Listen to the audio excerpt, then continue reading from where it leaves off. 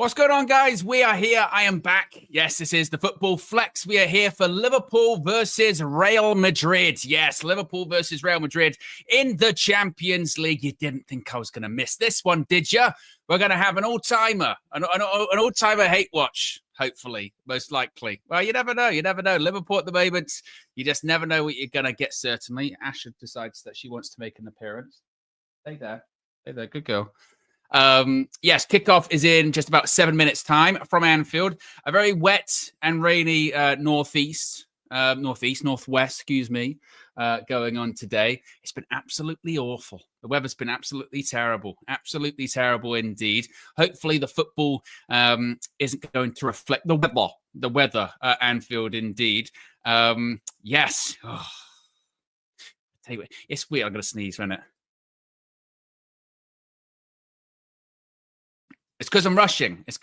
I've been rushing around, getting stuff done. And then I'm like, oh, is that the time? And then the time is like 5 minutes to kick off and I'm rushing. I wanted to make sure that everything was all good. But we are all good. We are all good. We are here. I can see people in the chat already. Ridwan says, I need this Real Madrid win so I can sleep nicely tonight. Hey, if there's one thing we've learned recently, Ridwan, yeah, if you can't get too emotionally attached with football. It will do some terrible things to you. Yeah, it will do some terrible things to you, indeed. Jay Federer, Jay goes, "Are you all right?" Yeah, I'm not doing too bad. How are you? I hope you're doing well, my friend. Yeah, I hope everyone's doing well that's tuning in. Be sure to smash a like on the like button. Be sure to subscribe. If you see me like stoop down, this is a peek behind the curtain. Yeah, this is a peek behind the curtain. When you see me stoop down, it's because I've got a very excitable puppy that's trying to like jump up and get my attention because, you know, the hours that I'm not streaming when she does get my attention is clearly not enough. She needs more, you know, she needs more. And then the best thing is when you pick her up to get her on here, she just wants to get down straight away, don't you? Look. Yeah, don't you? Yeah. Exactly. I'm watching you. No, you can't get up here. You want to pick you up, you want to get straight back down, don't you? You're being crafty. Postmanton says, Football Flex watch-alongs, I thought you was dead. Wow. You know, I got to do my Diogo Dallo. Yeah, we're alive. We're here. We're ready. As ready as we can be anyway.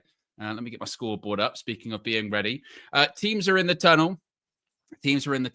Actually, speaking of teams, I haven't even checked. Actually, I haven't even checked the teams. Let's have a look. I was looking on Amazon, on Google earlier on. They had the wrong kickoff time for this. They said it was a 10 o'clock kickoff. I was like, I know it's not. I know it's not. So Liverpool, they've got Mamadashvili in goal. They've got a back four of Bradley, Konate, Van Dijk, and Robertson. Midfield three of Szoboszlai, Gravenberch, and McAllister. And the front three of Mohamed Salah. Florian Wirtz gets a start. I wonder if they'll still do videos, articles, and all that fun stuff, right? When they're gonna actually give like a, you know, say, no, he's gonna come good. Don't worry. He's definitely going to come good. Yeah. Meanwhile, they'll slag off any other player that's actually done okay so far. You know, someone like a Benjamin Šeško or whatever. He's rubbish. He's awful. Florian Wirtz. No, these things take time. That's what they take. You know, they take time. No, God, come on, get out of it. Honestly, some of the media stuff over the last few days, just in general, not even just like a Man United thing, just across football. I saw one before I went live. I'll be covering this tomorrow morning on United View. But there was one about I don't know if you saw this, that Diogo Dallo is related to Ruben Amorim. I don't know if you saw that one. They're distant, like cousins from like a great grandfather or something like that. And of course it's Samuel Lucas that did it. And you go, it's nasty business, because you know exactly that's the reason he's playing so much for Manchester United, because he's related. As if, honestly. I mean, not just the fact that they might actually have some kind of relations or whatever, they might be related, but I don't think that's the reason he's playing. You know what I mean? Talk about a pylon, like ridiculous. But yes, the teams are out on the pitch at Anfield. The Champions League theme is playing. Let me turn my volume up.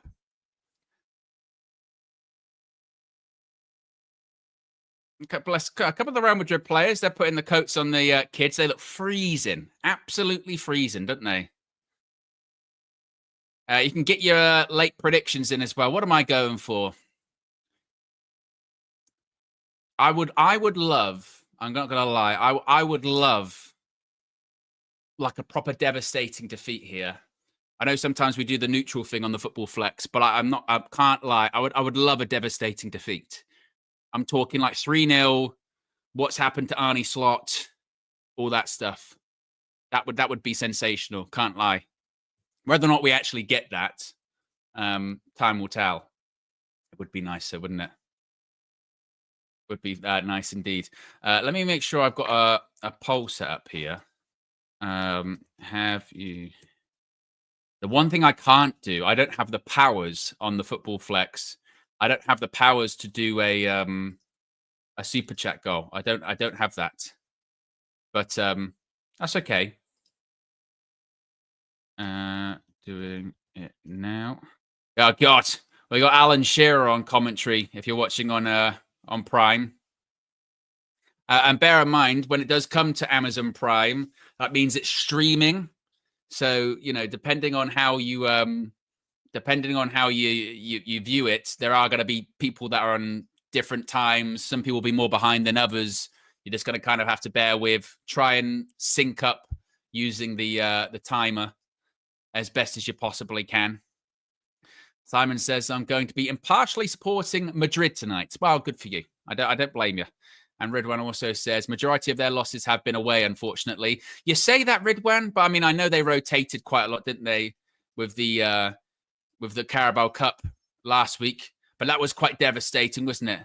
It was so devastating.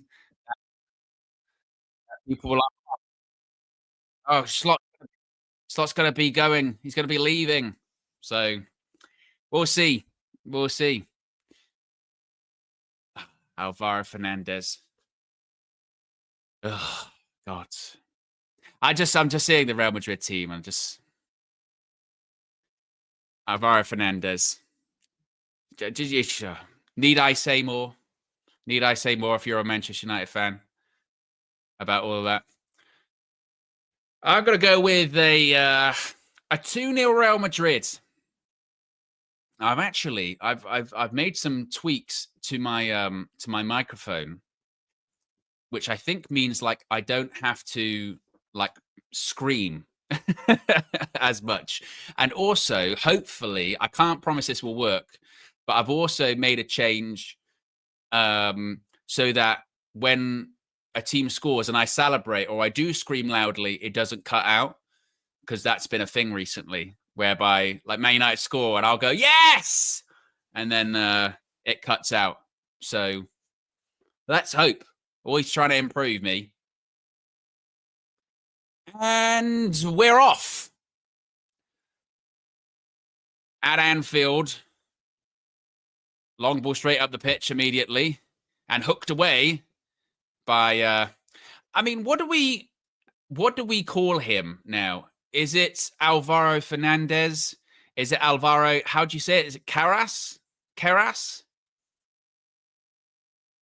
It was weird, wasn't it? Because I felt like he was always it was always Alvaro Fernandez, but then I guess he always was also Alvaro Caras. I don't really know. That just kind of like happened one day, didn't it?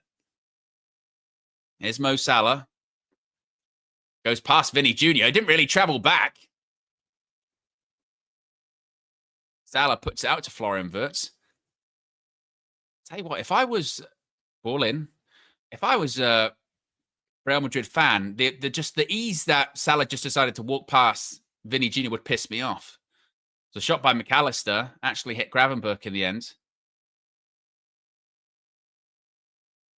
Ridwan says, I'm ahead of you by 20 seconds, even though we're both on Prime. That is the situation with streaming, isn't it? Unfortunately.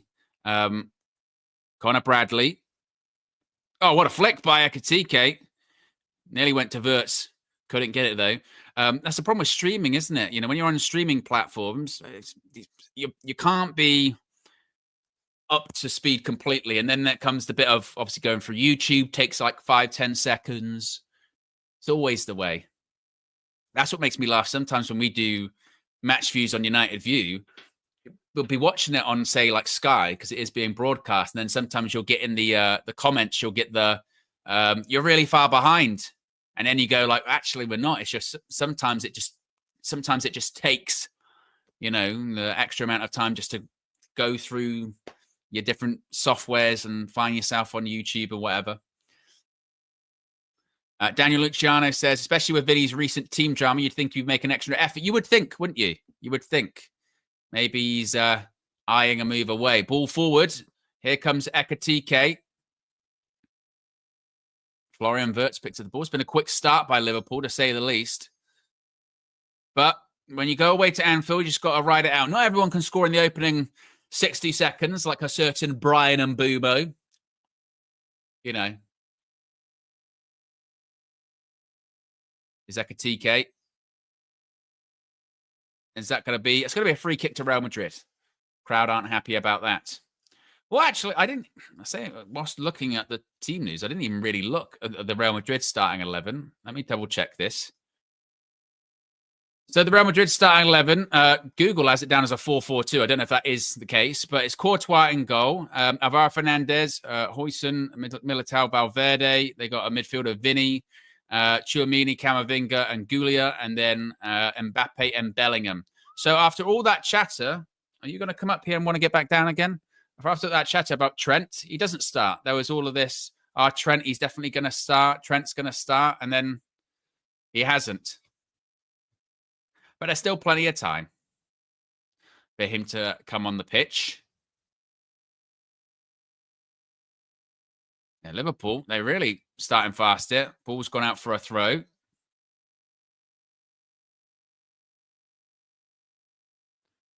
Classic of someone being too close to the mic on the side of the pitch. Screams at it. Hey,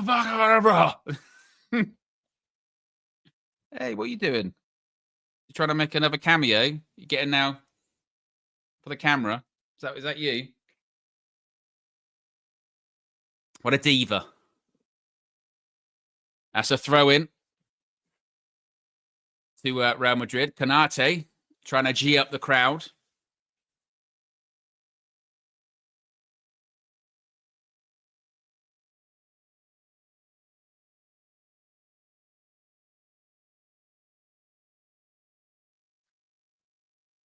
Ball up the pitch. It's going to be Van Dijk. Cushion header. Goes down to McAllister. I saw... I don't know if you guys saw this. I saw the... Have you seen the Van Dijk aura defending compilation? It's unbelievable. Where basically, you know, he's got that record of, Virgil van Dijk's never been dribbled past. Well, obviously, he's never been dribbled past because when he's in a one-on-one and someone's trying to like dribble past him, he just backs off and runs away. You go, that's good. It's good defending.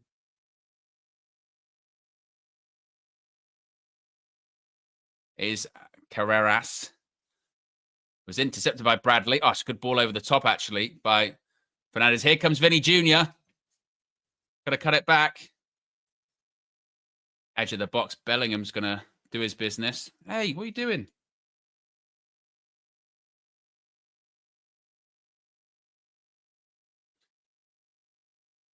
I've got Tottenham versus... Who are Tottenham playing? Is that Copenhagen? Who are Tottenham playing? That's on the other screen. But I might as well actually... I don't know why I've got that on the other screen. Need to change that to PSG versus Bayern. Let me change that to PSG versus Bayern. Where's my other remote? Wait a minute.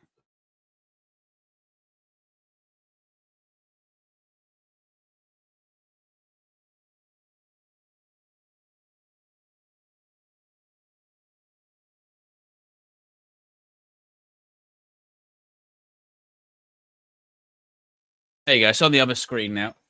It's currently 1-0 Bayern Munich. Luis Diaz just scored already, as Ridwan says there in the chat.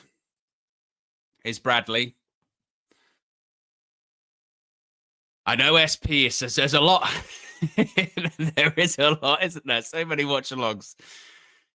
The market is saturated, isn't it? Liverpool have had a bright start, but their final third passing's not been all that. Here's Courtois. Something about Belgian goalkeepers at Anfield. He'll probably have a good one this evening. Vini goes down. They're giving a foul. I thought it was soft. Now Vini's giving it to the Real Madrid fans, telling them to wake up a little bit. I tell you what, speaking of so many, do you know what is confusing? When I was sort of putting everything together earlier on, I was seeing obviously Real Madrid have their gold badge in the middle. And I was thinking, what's that? Because now you've got Chelsea's got they've got the Club World Cup badge, and then the Real Madrid one's is it Intercontinental, which is what the Club World Cup used to be. So if you win the Champions League, you go into the Intercontinental Cup, which is like one that happens in December, January time. The Club World Cup's different because that's in the summer every 4 years. It's very confusing. Lots of different badges. Camavinga. There's Mbappe. Bellingham. Mbappe. Ball sprayed out wide to... Well, what a touch that was by Vini. Yeah, I think we did rid one. I think that was the one we won in 99. There's a different one. It's turning interesting, isn't it? You've got the WWE Championship. You've got the Intercontinental Championship. They're their own separate entities, I suppose. Simon says, hands on heads. No, Simon says, thoughts on Neville's comments on Šeško? I thought they were harsh. We kind of spoke about this after the game on Saturday with what's she doing? We spoke about him on Saturday with because Marcel said it afterwards. Marcel said, "Oh, I thought Šeško didn't play well," and I thought, there's for all of the criticism of Šeško, which some of it feels oddly forced. I was just a bit like, I thought he didn't have the best game, but also I think you maybe criticize him in terms of the game on Saturday, but in terms of general, I think some of the general criticism has been harsh in the same vein that got 2 goals, got an assist in recent games. I think he's doing all right. I think there's players in the Prem that are doing much worse that were bought for much more. You know what I mean? So I feel it's just one of those weird talking points that gets lots of headlines that we get ourselves in a tiz over. McAllister over the bar. Yeah, that's what I think, Daniel Luciano. I didn't even think it was really, really even that much of a debatable point. I think you could go Šeško, maybe he didn't have the best game against Forest, but I really didn't even think it was that big of a discussion point, to be honest. I really didn't. I'd be much more concerned if we were into November now and he hadn't scored any goals, he hadn't got any assists, and he was dropping stinkers every single game. But that's just not what it's been. That's why I just think it's oddly forced. Ooh, that was close by Van Dijk. You didn't see Mbappe there. Pass did go back to Mamadashvili, though. So, yeah, I thought the Šeško thing was just a bit of talking for the sake of talking. Or here you go, this opportunity for Liverpool. Ekatike.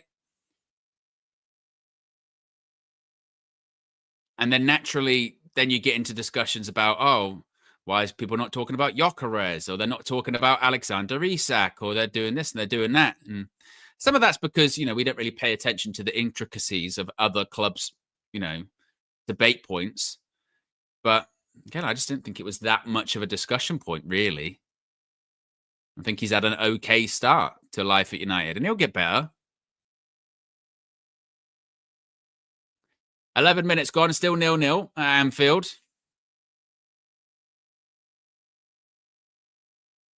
Certainly a loud atmosphere inside Anfield, as it usually is on Champions League nights.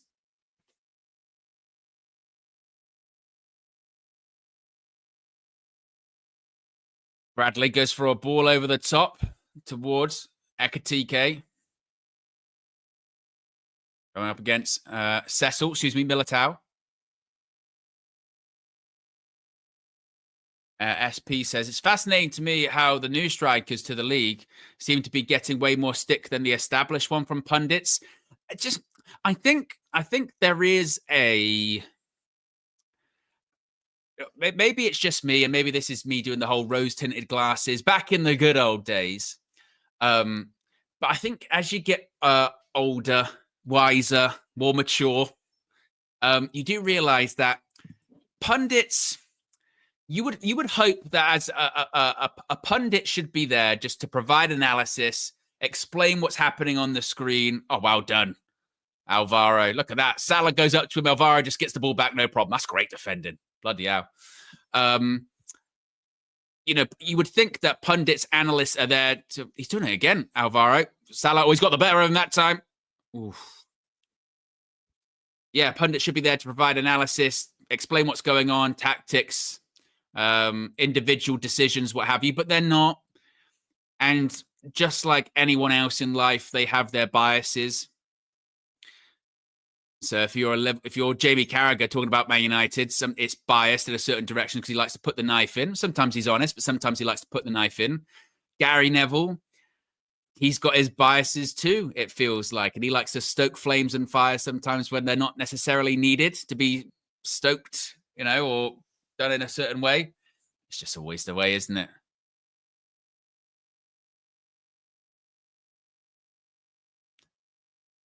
So I think that's probably why. I think it's not easy because it's a lot easier said than done to take this approach. But you have to sometimes, when you hear these pundits or ex-players or whoever, influencers, when they say stuff, sometimes you then have to think, okay, why are they saying that? And they say that's because that's what they genuinely think. Is that their opinion? Are they saying that because, again, if they're an ex-op, they don't like Man United or don't like this club or they don't like this player? Are they saying it for mind games, to get attention? There's always a variety of different reasons. Good feet by Connor Bradley. Nearly 15 minutes gone at Anfield. If you haven't already, click the like button. Be sure to subscribe to the Football Flex. Flex won't be posting a reaction to this game tonight, but he will have one up tomorrow morning. For those that have seen on United View, he's actually been out of the country the last few days, but he's going to be back tomorrow, which is why there's been a bit of a disrupted schedule on United View.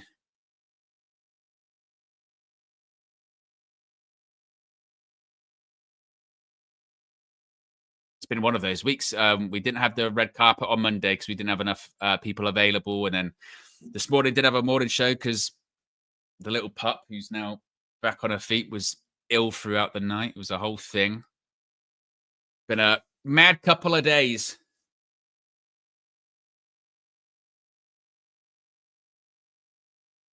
As Real Madrid play out through the back.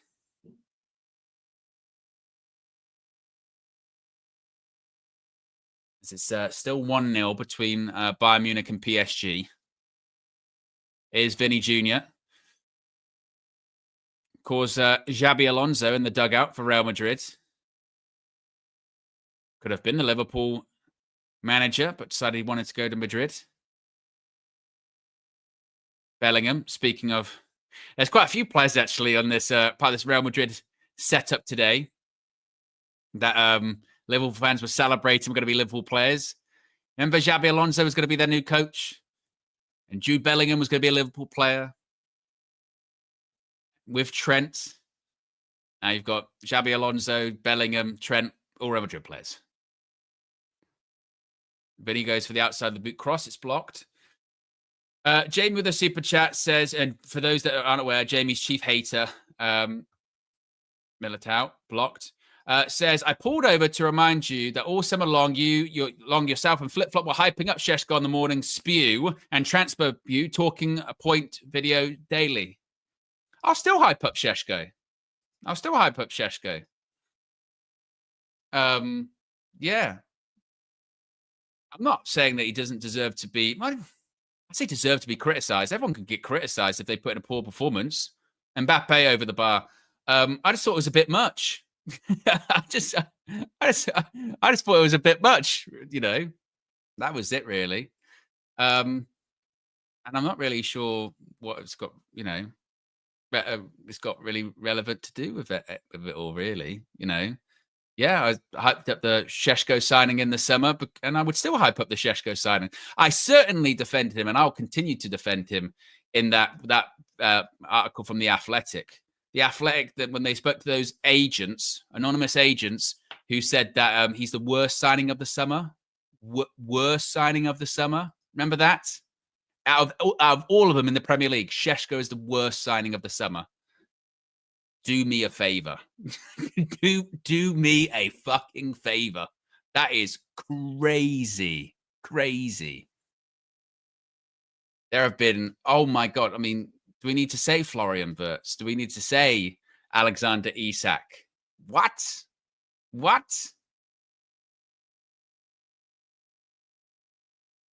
Just insane. It's Tchouaméni.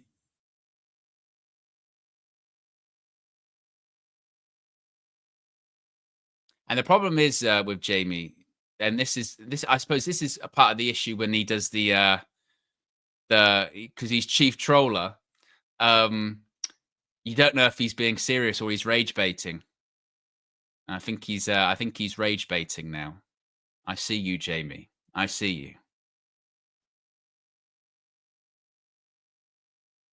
Here's Bellingham.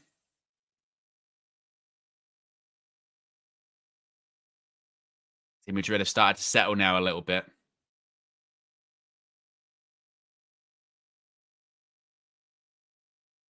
So the media create talking points when it's negative. No, media create talking points all the time. Fuck me. Last week they were saying that Man United were in a title race, which again I said at the time was ridiculous.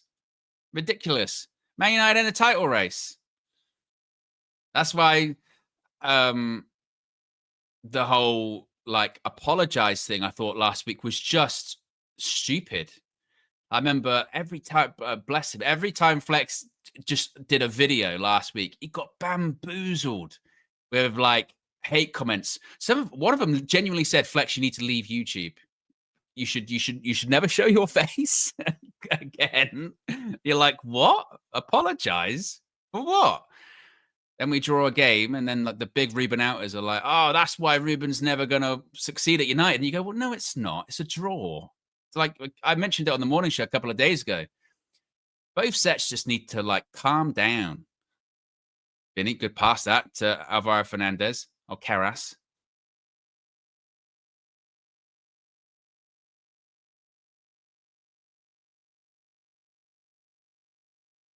To Bosley. Good inception that by Bellingham is Vini.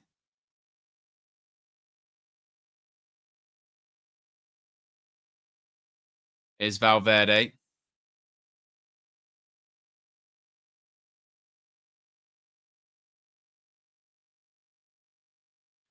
Jamie says, all I'm saying is I see both sides instead of calling negative or a traitor. Well, I think I certainly would agree that the whole thing about, oh, don't listen to Gary Neville, he's a traitor. You go, well, what does that even mean? well, because, you know, some people might not like his politics. It's, well, we're not talking about politics, are we? We're talking about football. So when people do that, that is completely irrelevant, you know. To anything that Gary Neville is saying about football. If he talks about a football player, you go, well, I don't care because Gary Neville, you do stuff with politics. I'm like, well, and it doesn't matter anything.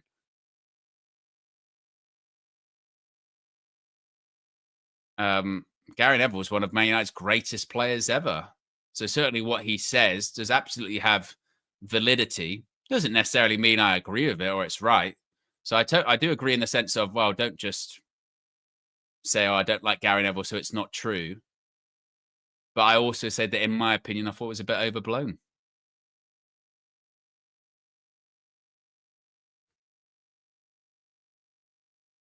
Spurs are 1-0 up against Copenhagen. Brennan Johnson has scored.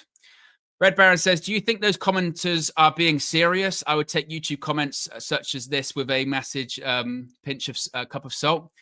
Do you know what, Red Baron? It's funny because you would say no, but sometimes it is yes. Like, that's the scary thing. I think sometimes, from my experience, and I've been doing this for a while now, actually, from my experience, initially you go, yeah, it's just bullshit. You know what I mean? It's rubbish. You know, and sometimes you get crazy people in the comments, which is true. But also you then have to kind of realize some people really believe in what they're saying, which is nothing wrong with that. But where I think where I get lost in it is where it's like you're trying to have a debate with someone, then you realize actually it's really difficult sometimes to even have a discussion with people, because if they disagree, it will just result in insults. You know what I mean? It just goes straight. You go like, I don't think that. I think this guy played well. F you. You're a disgrace. You go, or you, like, for instance, Flex shared his opinion about the manager for like 3 or 4 months. Apparently that's enough for him to be cancelled off YouTube. Don't show your face on YouTube, or another one, you can't celebrate wins. Some people believe that, and you go like, that's insane. I hope that's not the reaction just in life in general. If they don't get something they want, and every time they go to McDonald's and they get told that the McFlurry machine's not working, they have a meltdown. Can I have a McFlurry? Machine's not working. Well, fuck you. And your machine. Screw you. You should never show your face in this McDonald's again, you asshole. You'd be like, all right, let me just check your order. That's $10.95, please.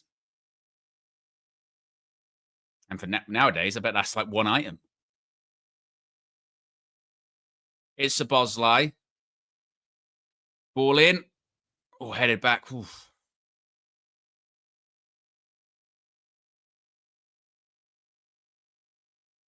Simon says, not one of our greatest players ever, mate. I can't agree with that. He was a good player surrounded by great players. I think that Gary Neville's post-football career and him actually playing down his career has led to a lot of people suggesting that he was shit, or like you're saying now, he was just in a good team. Gary Neville's a good player. You don't win that amount of league titles across different teams as well, by the way. 1-1 between PSG and Bayern Munich. Oh, no, is it being ruled out for offside? Yeah, ruled out for offside.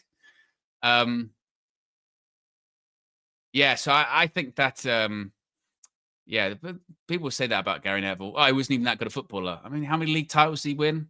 Caps for England. Again, across different teams. You know, in the 90s and the 2000s. Gary Neville's a good player. And certainly one of our most decorated player. Is he in the top 10 of Man United players ever? Probably not. And maybe that's what you're sort of saying, is that, well, if he's not in the top 10, then I don't necessarily say he's one of the greatest. All right, fair. But certainly a very, very good player. Captain as well.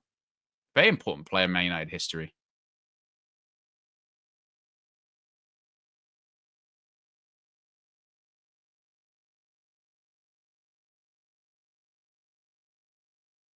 Referee got in the way of McAllister there. Liverpool fans aren't happy about that.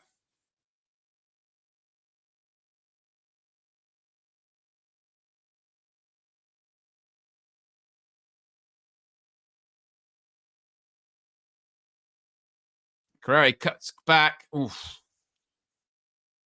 Daniel Luciano says, I once said Maguire should be dropped 3 years ago, and a guy said I was a traitor to England. I'm American. You know what? That's a perfect story. That sums it up perfectly, Daniel Luciano. Has Dembele just gone off injured? Is that what that was? Oh, dear. Dembele off injured for PSG.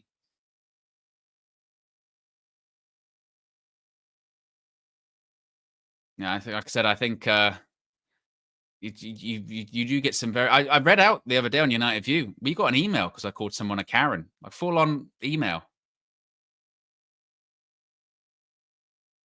I've been told The other part as well, which is that's good pass. Tchouaméni has a shot, goes wide.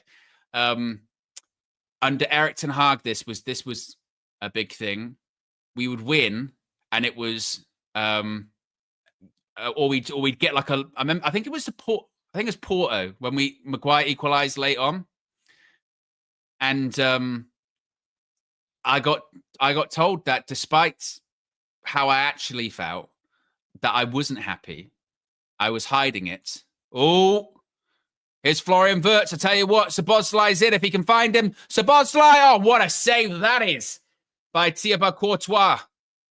Such a good goalkeeper, isn't he? That's a top save, clutch save. And to be fair to Florian Wirtz, he can't do much more. Brilliant, finds the pass to Szoboszlai. I'm not really sure Szoboszlai can do much more, to be honest.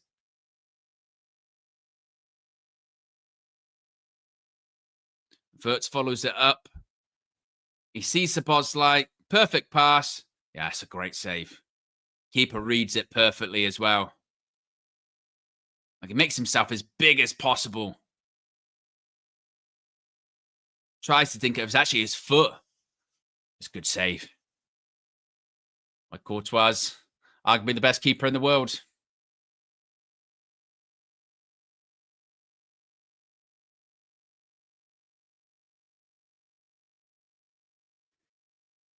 Ball in from the free kick.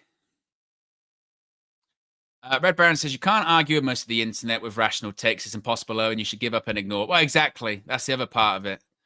Is that, you know, I think that the difficult part of it is when it's personal. That's where I take exception. I don't mind people saying that, you know, I disagree with that opinion or this, that, and the other. Like I said, when it resorts to like insults, that's when you go, all right, block, mute, you know, that kind of thing.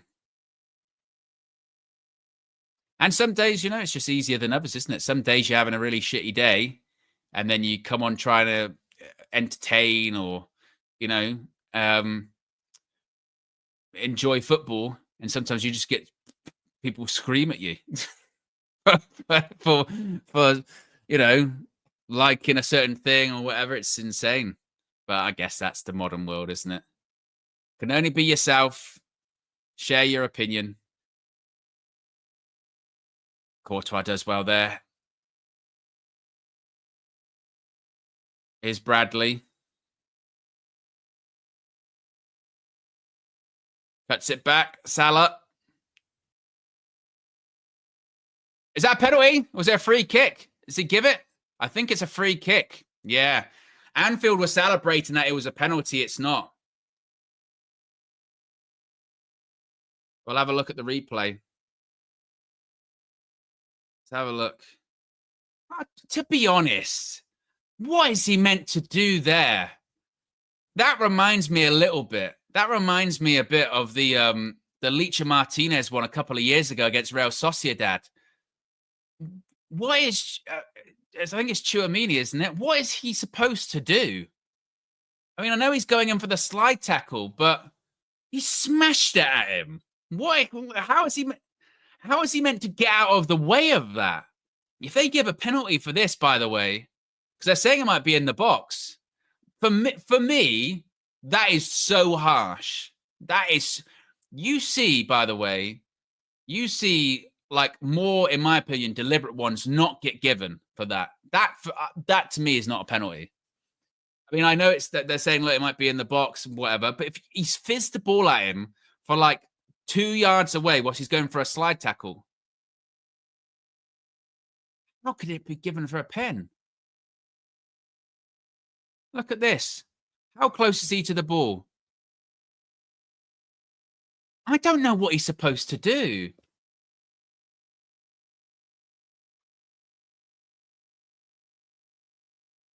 And it's not, and by the way, it's the hand that's closest to his body as well.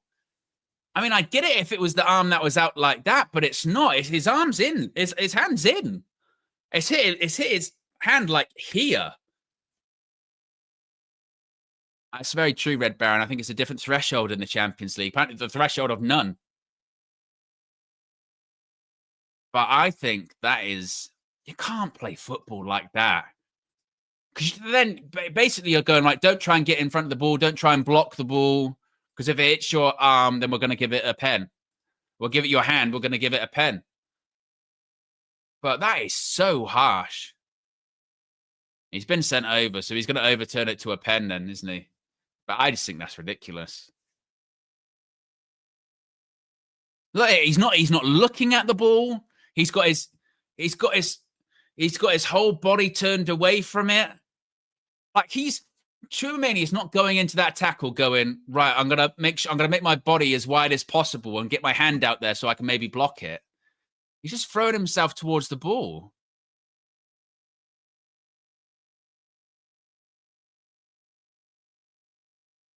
If that was given against Man United, I'd be absolutely furious. 2-0 Bayern Munich.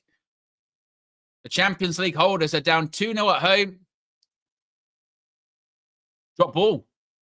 Drop ball. He's not given a pen.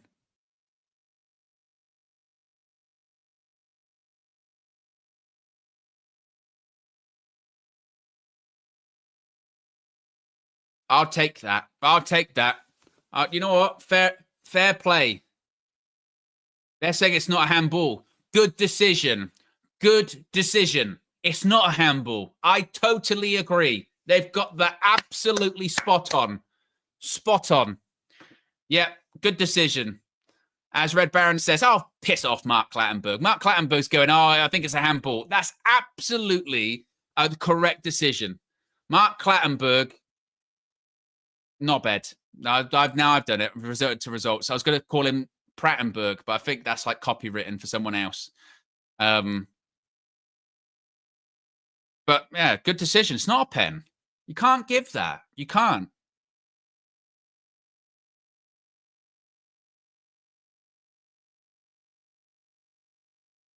No handball offense. Correct decision. Correct decision. As Redwan says, there, he literally smashes it into him. Clattenburg, it's not. He's saying it's not a natural position. His hand's there, and his entire thing is turned away like that. How is that an unnatural position? That's not an unnatural position. It's very natural. If I'm flying myself in for a slide tackle, that's what I'm doing. I'm flying myself in and trying to turn out the way to not have my hands hit it. Mark Clattenburg, he's talking absolute nonsense there. I think it's the right decision. Good decision. Do you know what? I'm actually stunned. I'm stunned that Mark Clattenburg, Alan Shearer, all of those guys on commentary are trying to be like, oh, I think it was a pen. I'm stunned that none of them are giving it like, it's very, very harsh. That's my initial reaction, was it was harsh. Good. Common sense prevails, though. Here's Courtois.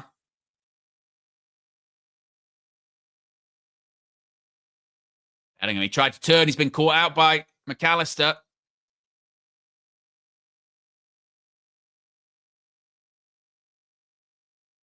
Bradley fizzed it across there. And headed up by Alvaro. Back heel to Bosley. Red Baron says, you're stunned at our refs commentators. Well, I suppose I shouldn't be. It's kind of within. It's good play by Liverpool, or they tried the intricate 1-2 passing. Yeah, it's very in keeping, actually, I suppose, with English officiating or British officiating and commentary, that they're actually focused. They're saying they're focused on the incorrect decision, going that it should have been a penalty. You go, no, it's not. It shouldn't. Like, anyone that's ever played football should look at that and go, well, what's he supposed to do? Salah. Oh, he tried to pick out Florian Wirtz. What I would like to do is just have a football in my hand, be like 2 yards away from someone, just drop kick it as hard as I can at their hand and go, handball. They'd be like, well, it's not. So Barcelona shoots. Good save by Courtois.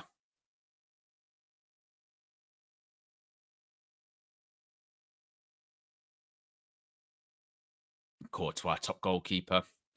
I mean, he's the reason, really, that Real Madrid won the Champions League against Liverpool in 2023. Is that 2023? It was 2023, wasn't it? I think. Where he basically just saved everything. Champions League final 2023. Was it that? 2022. Because Man City won that one. Yeah, 2022. He was brilliant. Man of the match.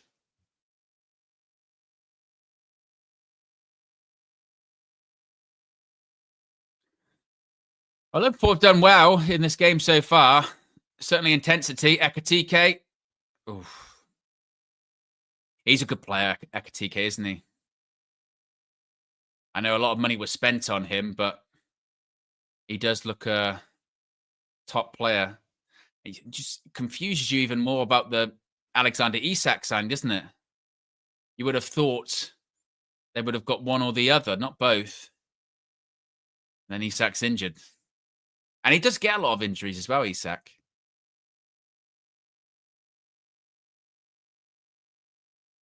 You just feel like, don't you, though? And maybe this is sort of old Real Madrid, maybe not the... Cuts it back. Oh, I'll tell you what. Oh, I thought that might... I was wondering if that was going to be a penalty for a second there. I'd love to see the replay. I think he gets the ball. Andy Robertson.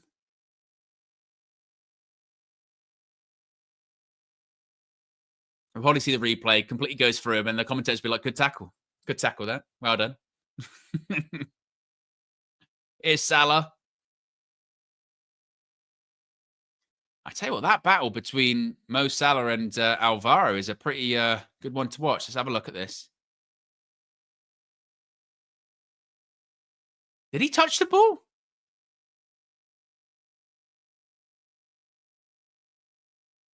I don't know. It wasn't a lot in it, was there? Hmm.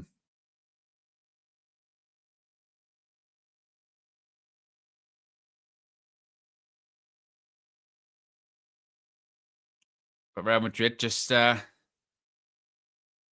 the ball around at the moment. This is also the other funny part of the Champions League, which we do forget about quite a bit now. This with the league format, we saw it last year. That's good play. Tchouaméni. Mbappe's got space to turn into. Here we go. Mbappe puts it out to Vini Jr. in the box. Oh, it's never. To be honest, book him. I'd book him for that because to me, that looked very much like a dive by Vinicius Jr. He's trying to say, oh, I got something in my mouth. I mean, he does get a hand in the face, but the way he goes down there, oh my God. Oh my God. How embarrassing. I mean, good grief, Vini Jr. Now go shut people up. Go and score. Ball in. Headed away by Van Dijk. It was literally like... Oh. Oh. Ridiculous.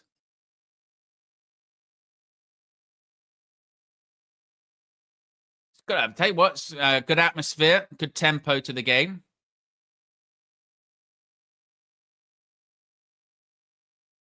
Again, even though he did technically make contact with his face, I'd have still booked him and just go, literally, mate, get a fucking grip. I'm not putting up with that in this game. All over the top. I tell you what, he's in. Well, I don't know why he tried to do the pass there to Mbappe. Should have just taken it on himself. Why is he looking for the pass?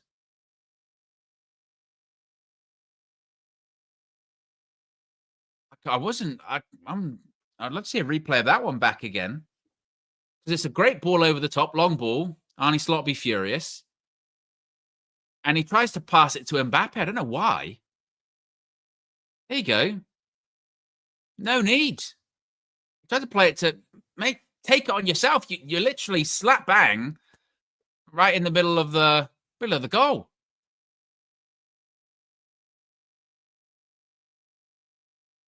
Vert's limping. But nearly 42 minutes gone. Still 0-0 at Anfield. Had a good first half. If you haven't already, click the like button. Be sure to subscribe to the Football Flex. More watch-alongs coming soon. Ian says, I would love a diver in United. We need the pens. Technically, we actually don't, do we? You know what I mean? We've had them this season. Bruno Fernandes keeps missing. So we've gotten our fair share of penalties this season. It was a bit of a waste, wasn't it? It's passed it all the way back. Amadashvili, long kick, long ball. I thought they were banned. Anna. I thought they weren't allowed. Oh, what a save that is by Thibaut Courtois again. I tell you what, it's an absolute fizzer by Dominic Szoboszlai. This is a very aesthetically pleasing shot, this. And I tell you what, that's a really good save. Because he's fizzed it. And it's not, it's sort of a little bit above him. Good save.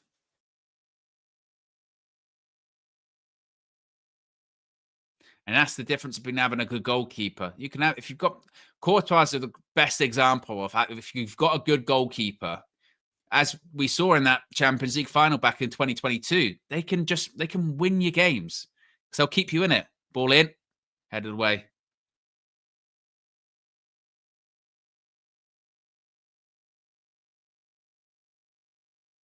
That's headed away by Militao.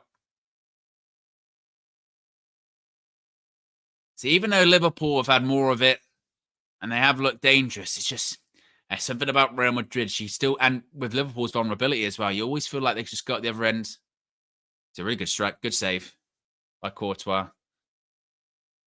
Still feel that Real Madrid could go up the other end, get a goal. But as I was mentioning previously, we did see this last year, didn't we? This sort of opening league phase is kind of bullshit, isn't it? All you need to do is just make sure you qualify. Obviously, I know it's top 8? Go through automatically. So in an ideal world, you'd be in the top 8, you'd qualify automatically. But it's Bellingham. Bellingham shoots, blocked by Mamardashvili.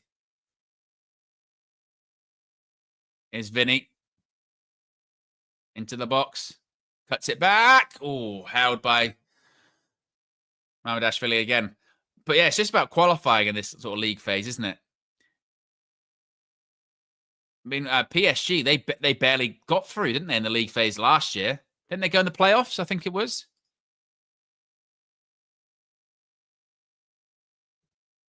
So it's not about how you start, it's how you finish.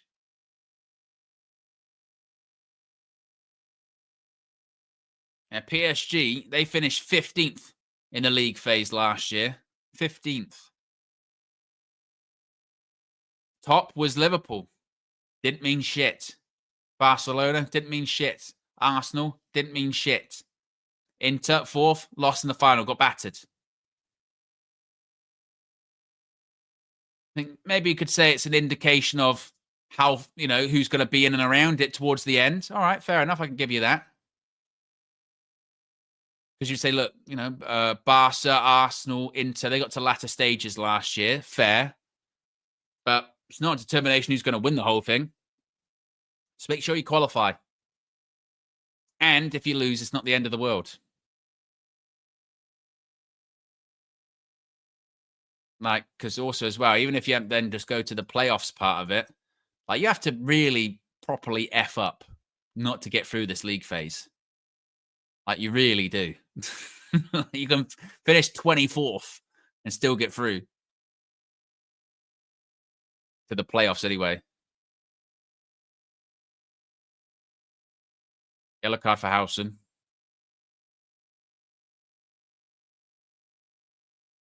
Yeah, it was a yellow. Good decision again by the referee.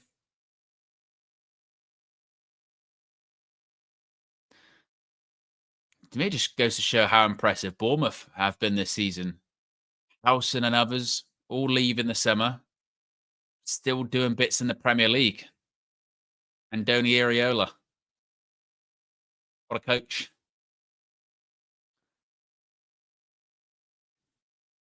About 20 seconds left of stoppage time.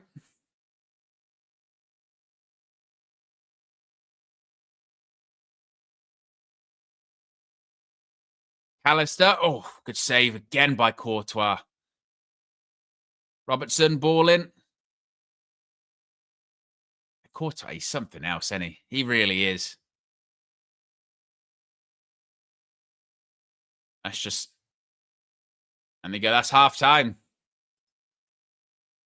Half-time, 0-0. Good first half, though. Really interesting. And it's a good watch. Good watch. Liverpool have been on top. Courtois has been the one making lots of saves. And an impressive showing so far from him. But still perfectly balanced.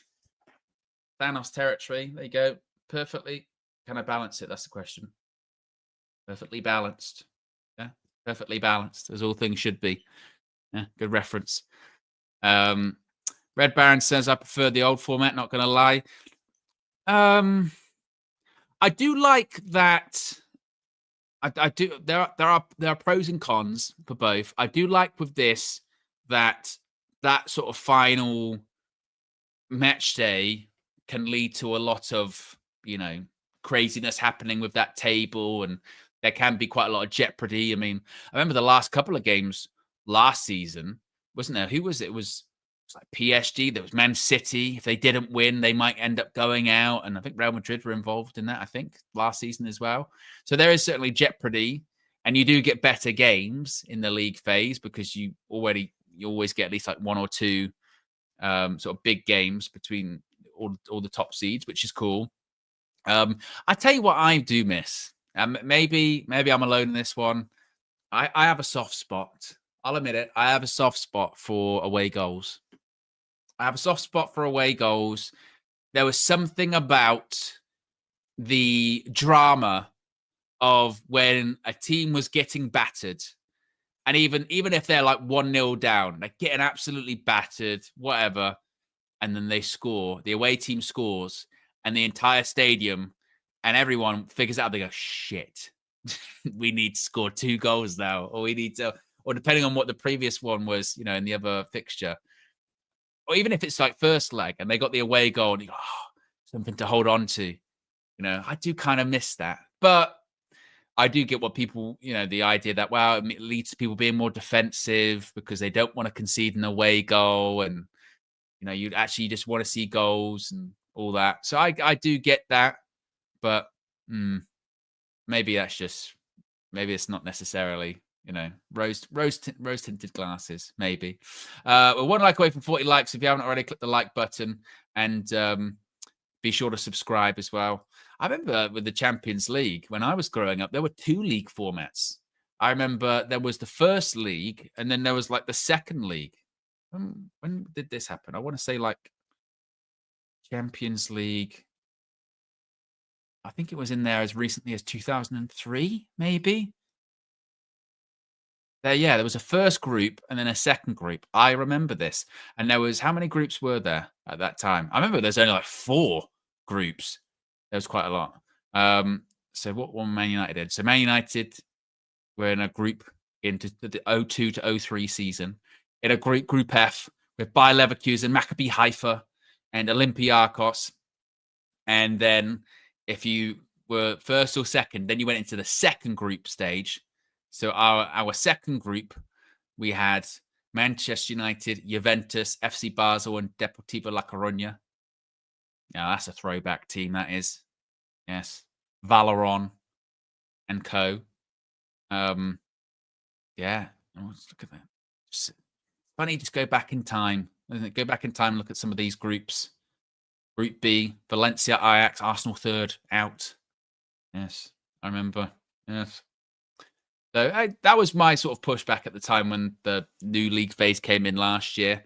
That a lot of people I'm never gonna get used to this. I don't like this, that, and the other. And you sort of go, wow, football evolves, doesn't it? You can like it, or you can kind of just accept it and just kind of move on.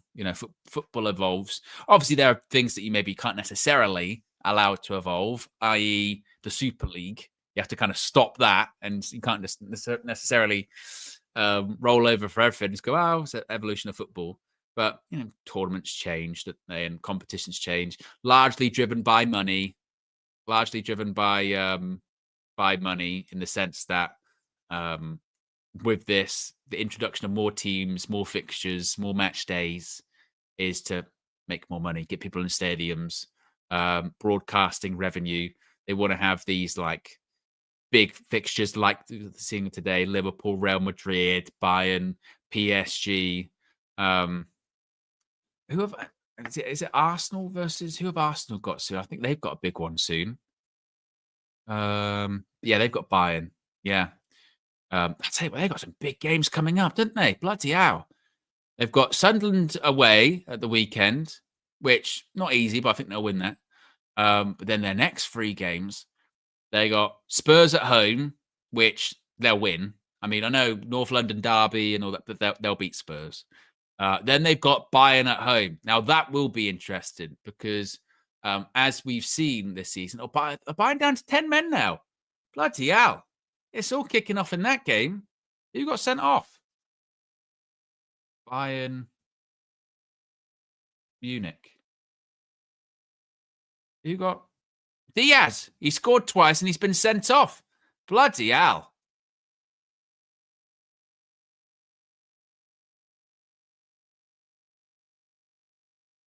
Oh. Luis Diaz shown a red card. Madness. What for? And let us know in the chat. Maybe that game will get turned on its head. They upgraded the card. Wow.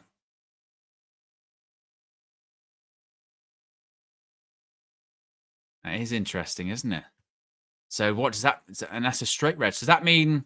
So in the Champions League, that means you miss 1 game, doesn't it? And their next game's against Arsenal. Ooh. So Luis Diaz misses that Arsenal game. But Arsenal fans be him buzzing. He's done well there since he's signed for them. They lost a game this season. Bayern Munich. They're on fire. Well, I say on fire. It's difficult to judge in the Bundesliga, isn't it? It's difficult to judge the Bundesliga because, I mean, you say that they're on fire. Obviously, look, they haven't lost a game, so they're playing very well. At the same time, you've got that Bayer Leverkusen team is not the Bayer Leverkusen team of a couple of seasons ago. Actually, to be honest, what's happened with Bayer Leverkusen is pretty remarkable when you think about it. Actually, let's have a look at the Bundesliga at the moment. Actually, look at the table. There you go. With what you call it in the thingy. Bayer Leverkusen currently in 5th. And actually they got 4 wins in a row and they just lost their last game.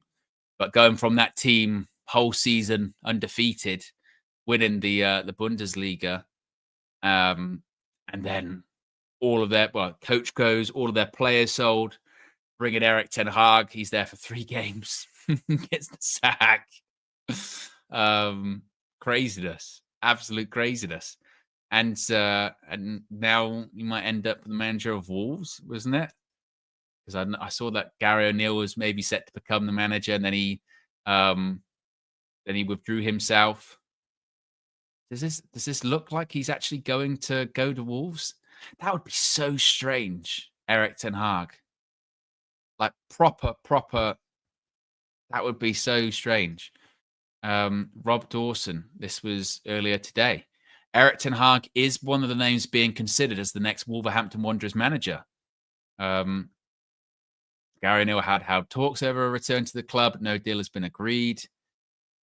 Sources have told ESPN the Dutchman is interested in talking to Wolves despite having reservations about taking a job mid-season. Like, bloody hell. When he went to Man United, I mean, he was insistent, wasn't it? Finished out the season with Ajax. A bit different because he was at a club at that period of time and they were going to win the Eredivisie.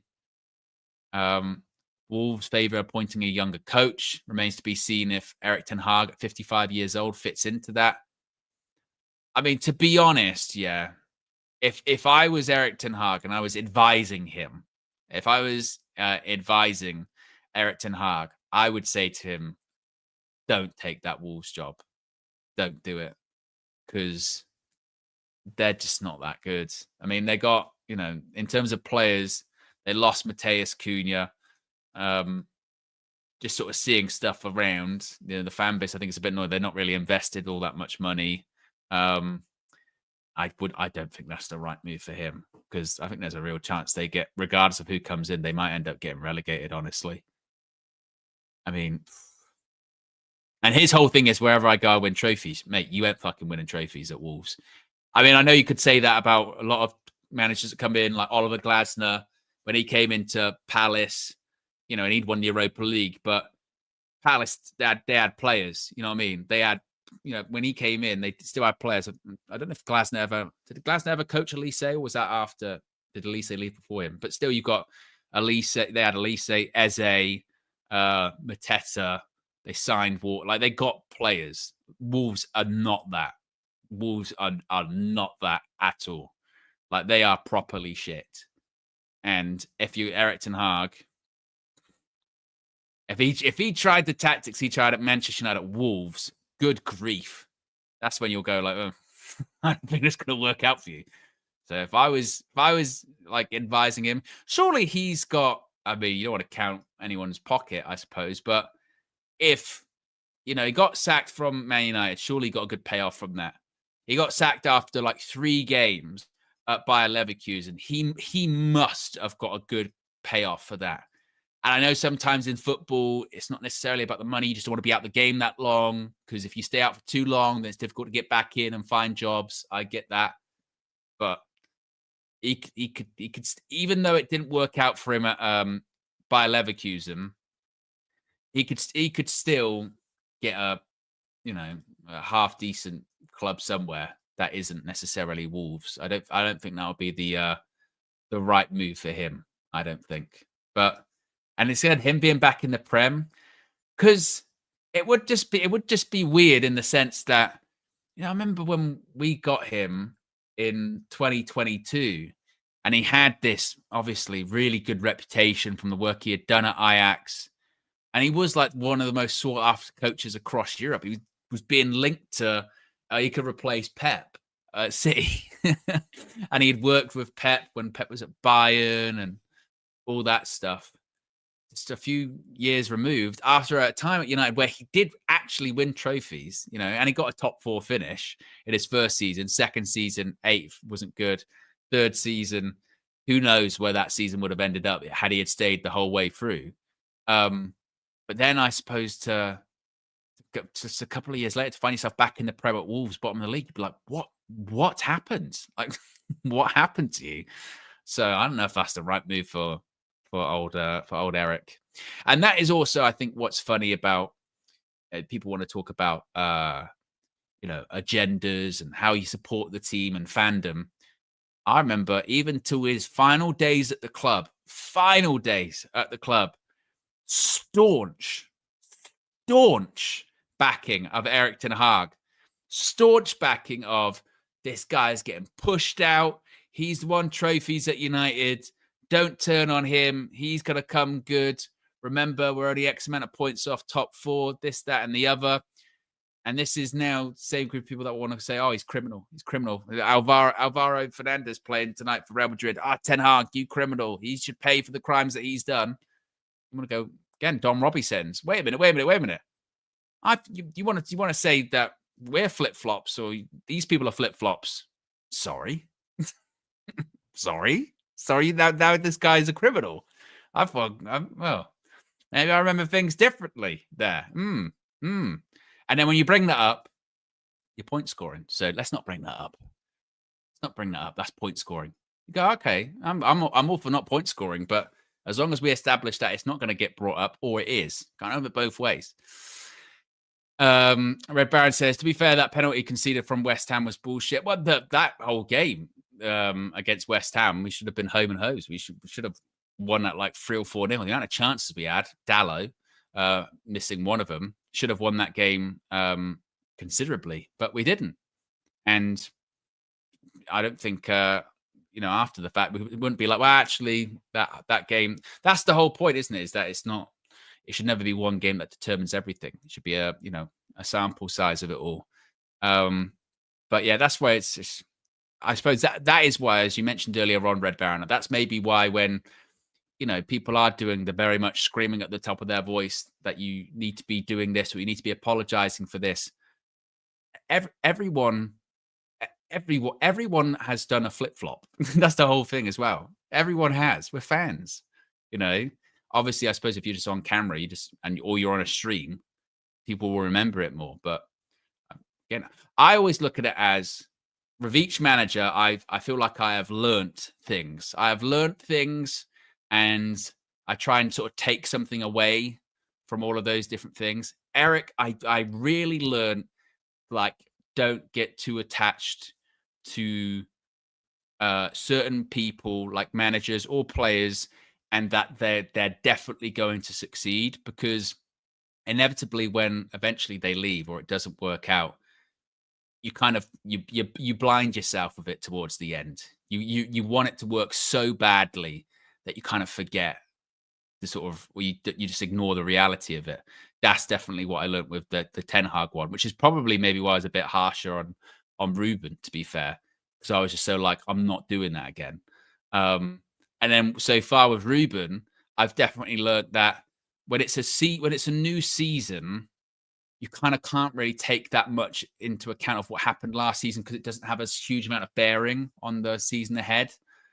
And you do have to kind of let things play out a little bit longer. And second half is underway at Anfield. So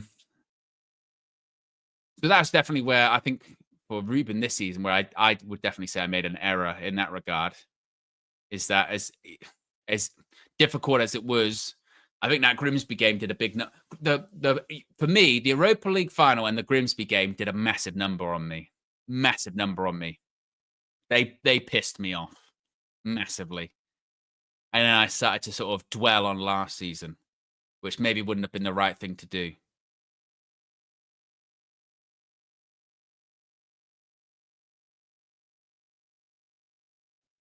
But certainly the attachment to players or managers. Well, look at this pace here. Turn of pace by Vini Jr. Bradley wins the ball back, does well.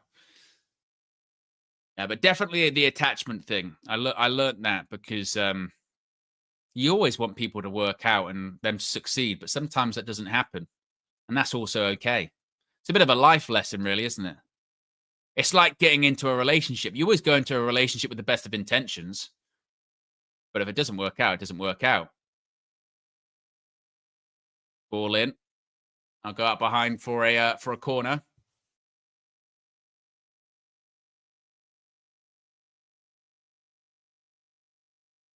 And then I suppose it gets back into using that relationship analogy. Everyone's got a different threshold.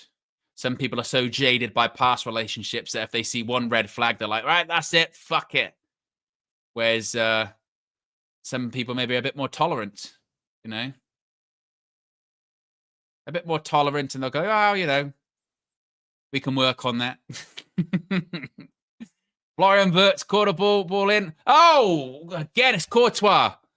Oh, he's on one this evening. It was a ball in. I think it was Van Dijk with the header. And Courtois straight away. Look at this. Yes. Van Dijk's free header. And the fortunate thing for Courtois is that it's just kind of right at him. But he's still got to react. Like Van Dijk is laughing. He's saying, how? Because he's Courtois, mate. That's what he does.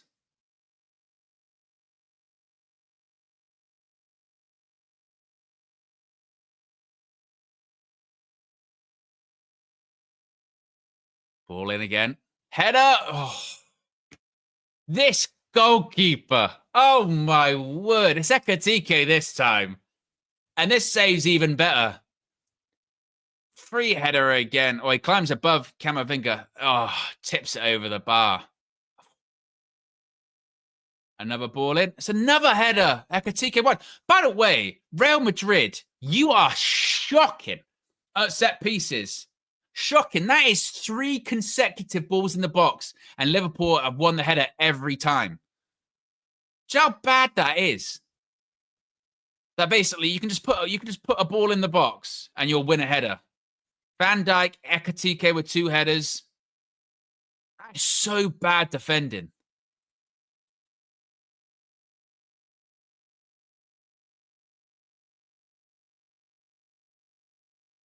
And this is the thing, isn't it? I suppose, obviously, Xabi Alonso, he played a certain style of football at Bayer Leverkusen, and I guess that was his hope. It wasn't the best kick by Courtois.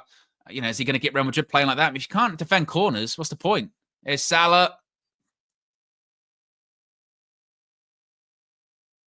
And let's be honest here. I mean, if it weren't for Courtois, Real Madrid would be like 4 or 5 down. The thing is, Madrid still can go up the other end and score. And they might, Here's Mbappe. That's rubbish. Went to find Bellingham, but Bellingham does win the ball back.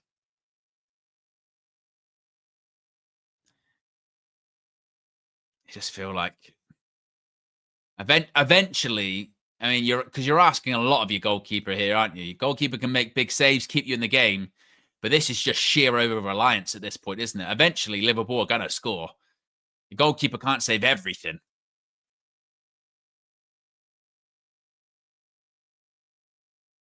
The level of defending, particularly from set pieces, is just rubbish.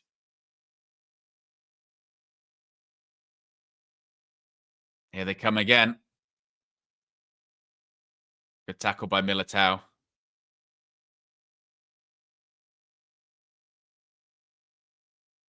I think also that's been something that has been kind of overlooked with the Liverpool stuff recently, though, because I think Liverpool have really missed Alisson. I mentioned it a lot last season. Kelleher, for me, was one of the best backup goalkeepers in the Premier League. When he was way too good to be a number 2, Kelleher, because when he would go in, there wouldn't be that much drop-off between him and Alisson, which is mad to say, but he always delivered for Liverpool. He's a top goalkeeper. That's why I thought Brentford, for all of the bad, stuff that happened with him in the transfer window, that was actually a good signing, because he was too good to be a number 2, Kelleher. But they've missed that this season, Liverpool, because Alisson gets injured a lot. Like, the fact that, again, Kelleher would be in and out of the sticks for quite a while. And I think that Mamardashvili isn't at that level of a Kelleher, and I think that's been a bit more noticeable for Liverpool in this spell that Alisson's been injured. It's like I said, he'll have spells every season. There's a free kick there for Liverpool.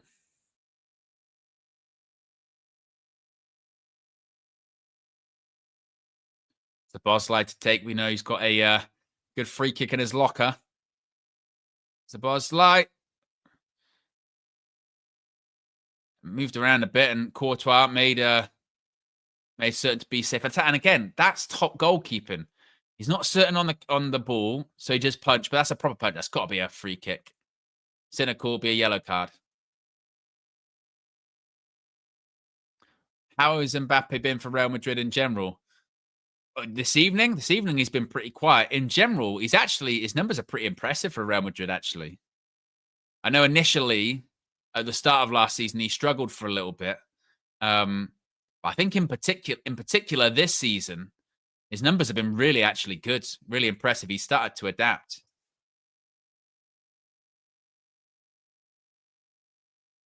Yeah, so far in La Liga, 13 goals in 11 games. He's on it. 2-0 for Spurs against Copenhagen. There's some time for them to build a bit of form before they play us, obviously. Lunchtime kickoff on Saturday as well, isn't it? Lunchtime kickoffs make me nervous. I won't lie. because they can be the precursor for a very good or very shit weekend. You know, if you win the lunchtime kickoff, you are buzzing. You're like, great, there's so much football to come. There's the 3 o'clocks, there's the evening ones. I can enjoy those. There's the Super Sundays. I can enjoy those. Oh, it's great. You lose, you're like, oh, screw this football. I'm watching shit this weekend. Oh. And our recent record against Spurs is just brutal. Absolutely brutal. When was the last time we beat them? Is it Old Trafford when we beat them 2-0? Ten Hag's first season. Fred scores against Conte Spurs, I think. Is that about right? I think so. I think 2022.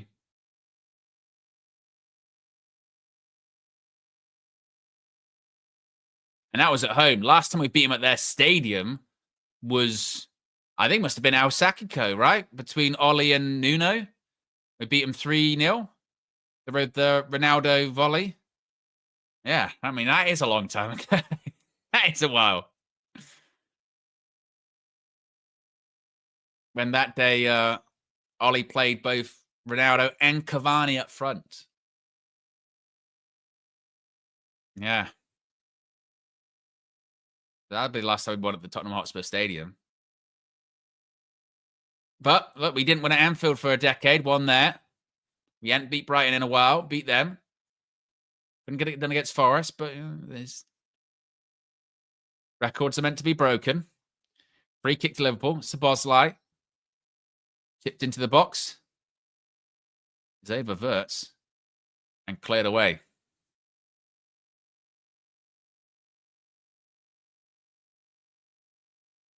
Here's Vini Jr.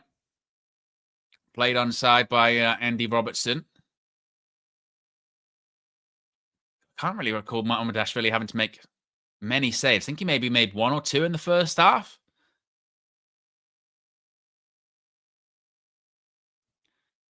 Militao. Mbappe. Valverde. I know this is sort of the, the new modern Real Madrid, but I don't know. It's just without having the Benzema or the Modric, the Ronaldo or the Bale, it doesn't feel the same, does it? The sort of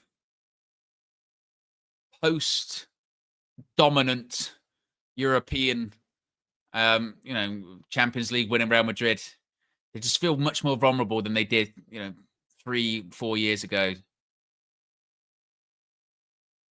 It's kind of like anyone after just a period of dominance, isn't it? It's even like Man City. I know Man City now, they're finding their form a little bit, but I still feel like that sort of post, I don't know, De Bruyne, Aguero, David Silva era, just not as strong. They feel more vulnerable.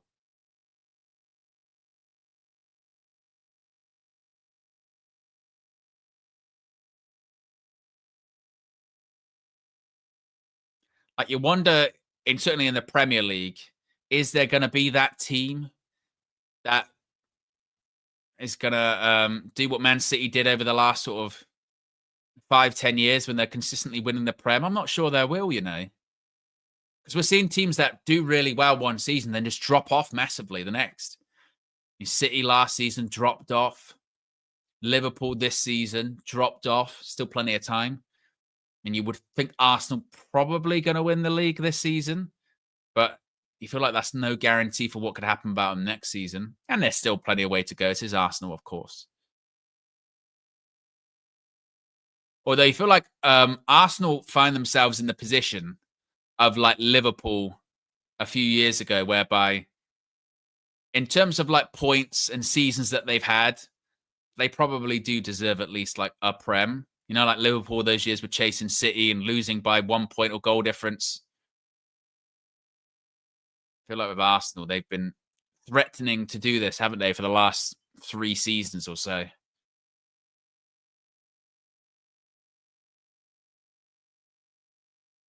See Steven Gerrard there in the stands. Kenny Dalglish is there as well. 5 likes away from 50 likes. If you haven't already, click the like button. Be sure to subscribe. Goulet. Camavinga. Mbappe. Okay, Alvaro, look at the feet, look at the feet, look at the feet! Oh. God, it just makes you sad, doesn't it? It just makes you sad. Look at that. Running through. We've got a spot at left back as well, or left wing back. Kind of mad that we still do, considering like recent history of that position, but we still do. Oh.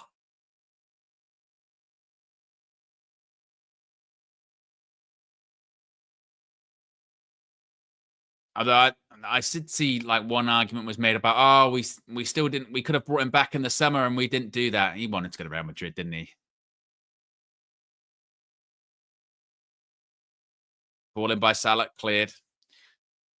Even if I think if we went to Benfica and we said, oh, by the way, we're activating Alvaro's buyback clause. He's got to come back to us. I think he'd have been like, no, I don't. I'm not coming back.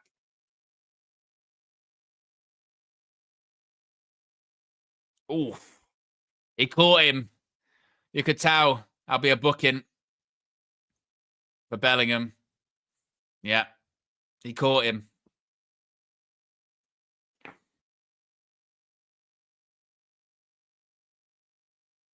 Yeah, it's a foul.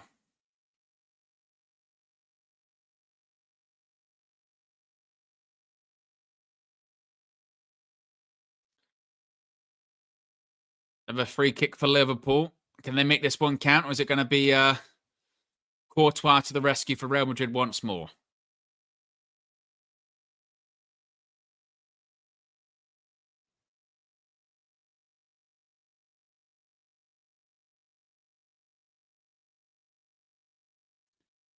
Here's Szoboszlai. Get ready to take this free kick. Ball in. Yeah, it was inevitable, wasn't it? It was inevitable. 1-0. It was coming. It was coming. Like I said earlier on, you can't keep relying on your goalkeeper that much.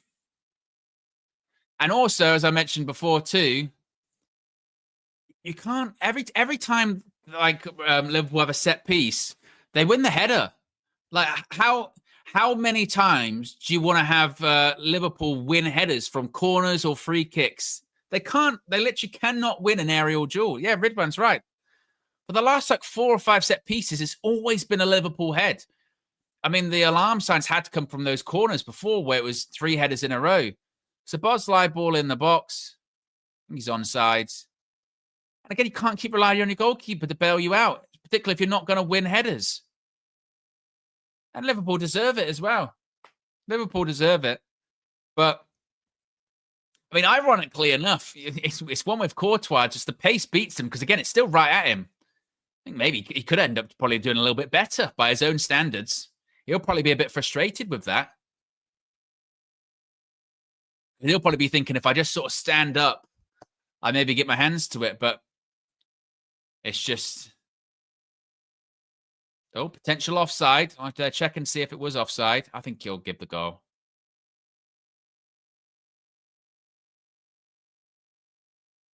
If it gets ruled out, then Real Madrid, Xabi Alonso, you need to do something because every time they have a corner or a set piece, it looks like they're going to score. I think he'll get given, though. It looked like it was... It looks like, for me, it looks like Bellingham's playing him on. Yeah, it'll be given. It'll be given. It was a goal. Yeah. 1-0 Liverpool, and deservedly so. Real Madrid have been, to be honest, been really poor, haven't they? Really, really poor. like I say, it's not the end of the world. It doesn't matter because, you know, this league phase, it's just about to getting through. But yeah, them on set pieces, they've been shocking. As I said previously, this does not look like the Real Madrid of a couple of years ago. They look frail. Some of the players that they've got in their team as well, they actually look a bit sort of devoid of creativity at certain points. Mbappe. Wirtz is down. He's going to be holding his face, so the ref has to stop it.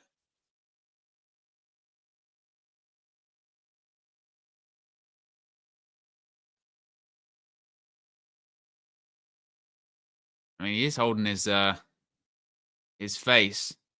Let's have a look. Oh yeah, it gets a bit of an elbow to the jaw, but it's an accident. There's nothing. There's nothing that, you know, Mbappe can do. It's not premeditated. Ridwan says, "Am I actually ahead of you, or is it just YouTube lag?" Probably a bit of both. I mean, I am watching it on Amazon Prime, but maybe my Prime's, you know, a couple of seconds behind yours, and then, like you said, you get the YouTube lag. Oh, they were looking at the I think Camavinga, weren't they, as opposed to Bellingham?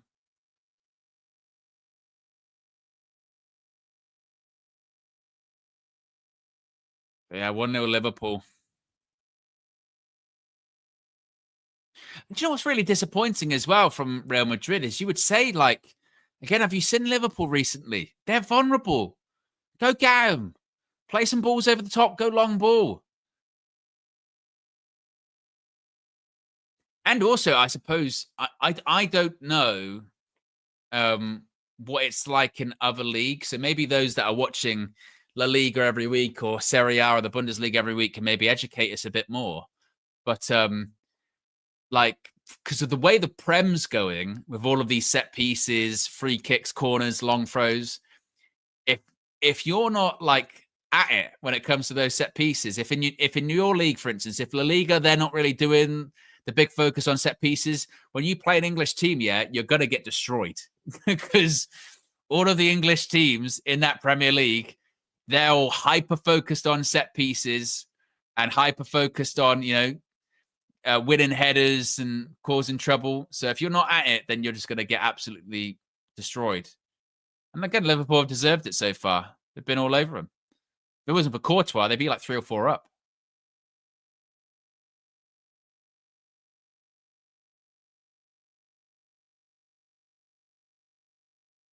But 66 minutes gone. Liverpool 1-0 up. A goal from Alexis McAllister. 4-0.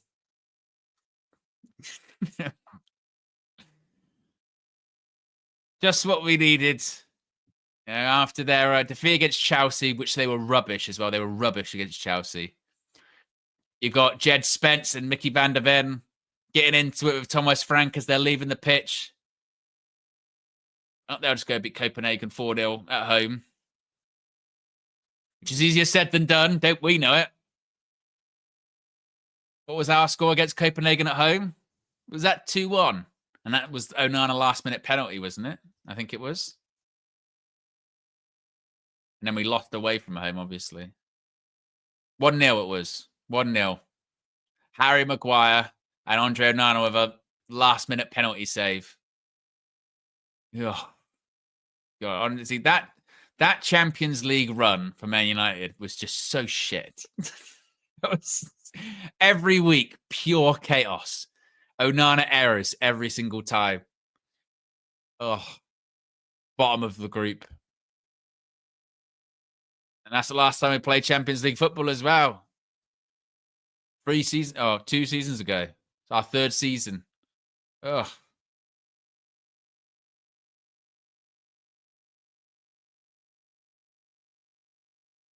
Like our recent recent European record isn't necessarily in terms of Champions League. So, when was the last time we played? So we played Champions League then. That's 2023. When did we play?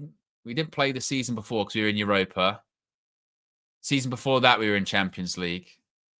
We went out to Atletico.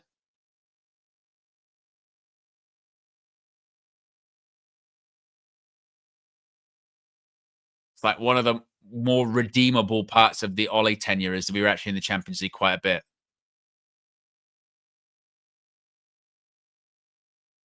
Now we get frankly giddy about possibly being in the Champions League again. Rodrigo on for Camavinga. I remember in the summer he was a certainty to be going to Arsenal or going to the Premier League, wasn't he? Didn't end up happening.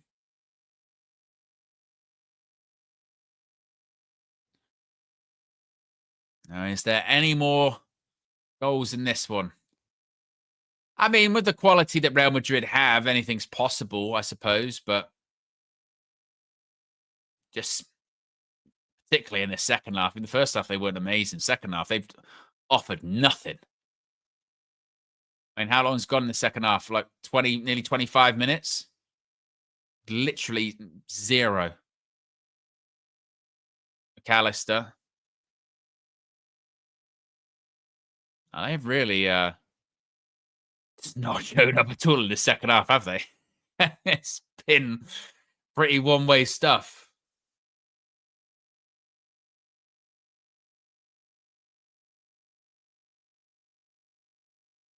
Alvaro with a foul on Mo Salah.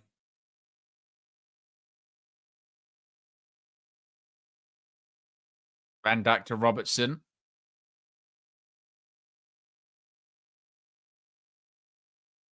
Here's McAllister. Bellingham.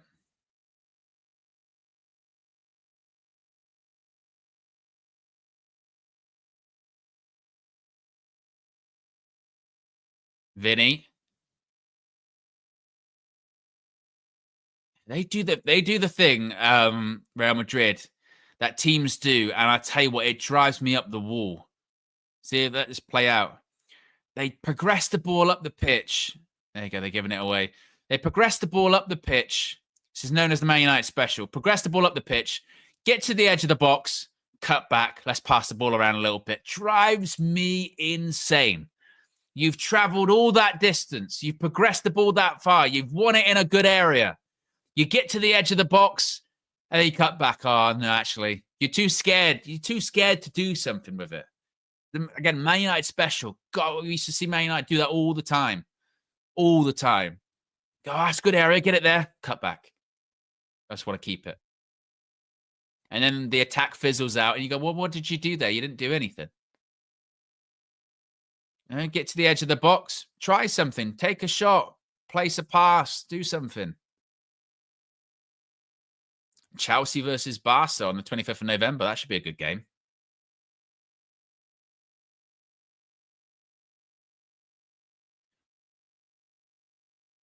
Van Dijk, pass through the middle. I tell you, fuck, how often does this referee keep getting in the way, but that's like the 4th or 5th time in this match. It's Ekatike.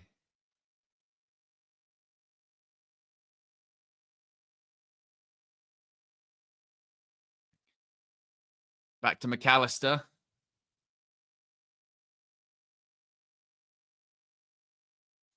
Simone says, we're not afraid of the Spurs. We're going there and we're going to win. We want revenge. I would love it. Kevin Keegan settings. I would love it if we beat them. And again, 12:30 kickoff. Oh, I'd be enjoying my weekend so much going into the international break. And we really, even though in the grand scheme of things, yeah, like let's say it doesn't go our way. I'm very much of the mindset now that if it's a negative result, it's not the end of the world. But you just know it's going to be a shit international break, isn't it? It's just going to be a shit international break. If we lose, then it's going to be, oh, see, false dawn. Because we drew now, we lost, and this, that, and the other. People will go after Frank again, which is bizarre. What Frank needs to do is shut down his challenge tomorrow. He's putting too much pressure on the team. This guy growing his hair. Ball in. Headed away. If you play for Man United and you can't handle the fact that someone might be growing their hair, that's too much pressure, then you're probably in the wrong business and at the wrong club.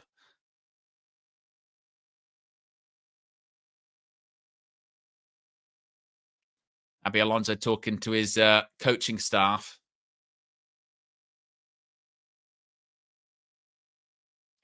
Red Baron says, I think I'd take a draw. Obviously, I'd love to win. If we got a draw, again, context. Context is important.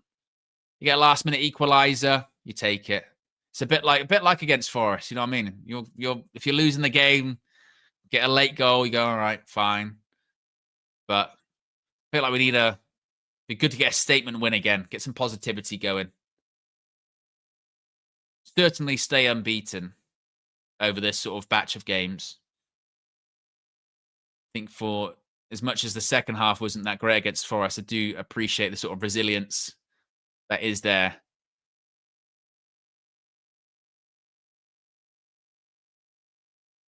Mbappe puts it out to Rodrigo.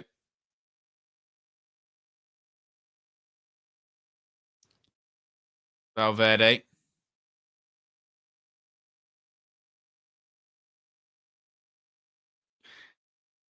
You just see him here, Real Madrid. They're sort of Liverpool, got everyone behind the ball. Can they find the right pass?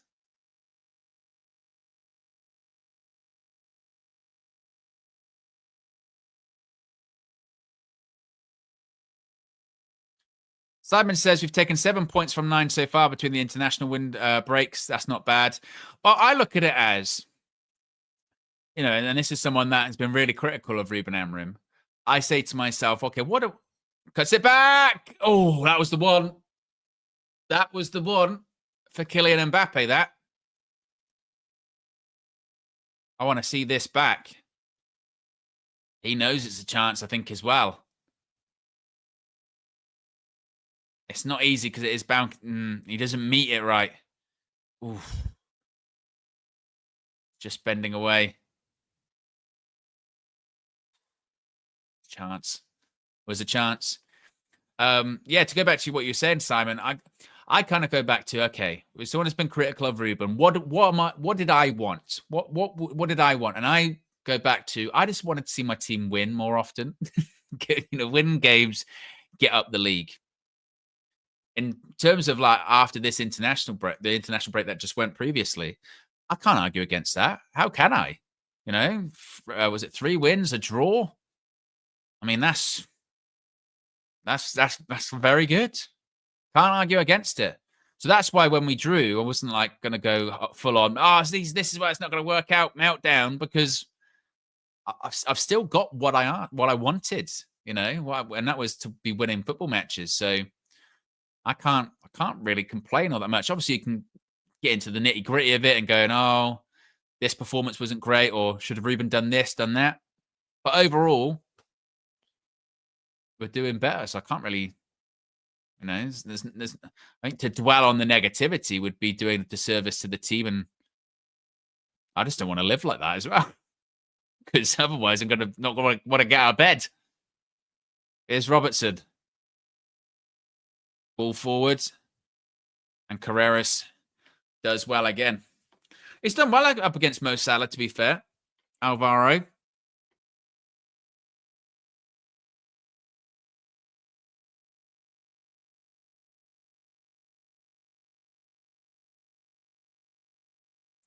Red Baron says our left-hand side is shocking, though. Well, that was, again, that's why last week I kind of did sort of scoff at the whole, you were wrong, you need to apologize stuff, because that's why I was just like, well, we still got massive frailties, and we're gonna lose games. Like the whole sort of title charge and this, that, and the other. That's why I was like, well, if the criticism is you didn't let it play out enough, you need to apologize. Surely then it's a good thing that we're continuing to let it play out, as opposed to making the decision of right now, I'm going to apologize today. Because you go, well, there's still a lot to happen this season. I would definitely accept the maybe should have let it play out a bit more, but then surely the learning lesson to that is continuing to let it play out, maybe. Because like you say, we've got poor left-hand side, we're gonna in different performances, so that's how it goes. Substitution, Alexis McAllister coming off. The goal scorer for Liverpool.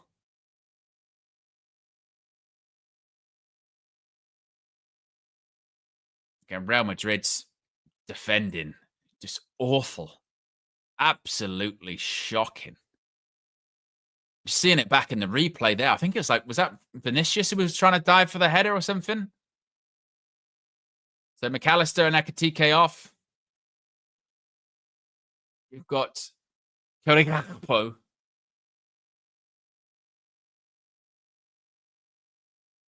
And Jones coming on as well.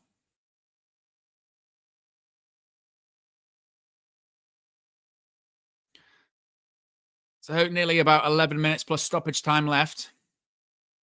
I tell you what I do like with Amazon Prime with their coverage is they've got the thing about the substitutes. The little dashes, so you can see how many subs they've got left. I think it's a shame that Amazon don't have any coverage of the Prem this season. I enjoyed their coverage. I enjoyed their football coverage in general, to be fair. Yeah, they might have some, shit analysis, like I said, Clattenburg or Shearer. But actually, I don't mind their coverage. I really enjoy. I've got quite used to their sort of Boxing Day coverage or festive coverage, where they would have loads of games on. And you could watch anyone at any time. That's the future, isn't it? That's the future of Premier League broadcasting in the UK. Oh, he's it. Here he comes. Trent's about to be greeted by a chorus of boos because he got absolutely, by all accounts, booed and threatened as he was about to come on, as he was his warming up, rather.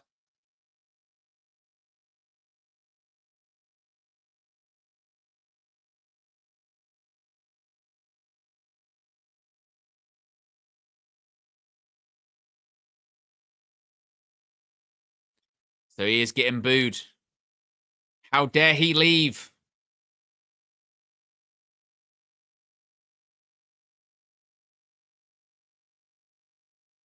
Ball in.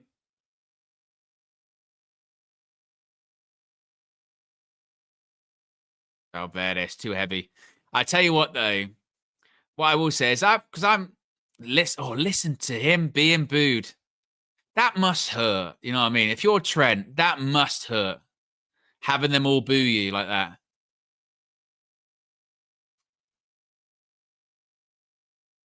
I don't know, man. I mean, I'm not one to talk. Look, I'm not obviously a Liverpool fan. I don't give a shit. But it must sting. That must sting. How dare you leave? Oof. Yeah.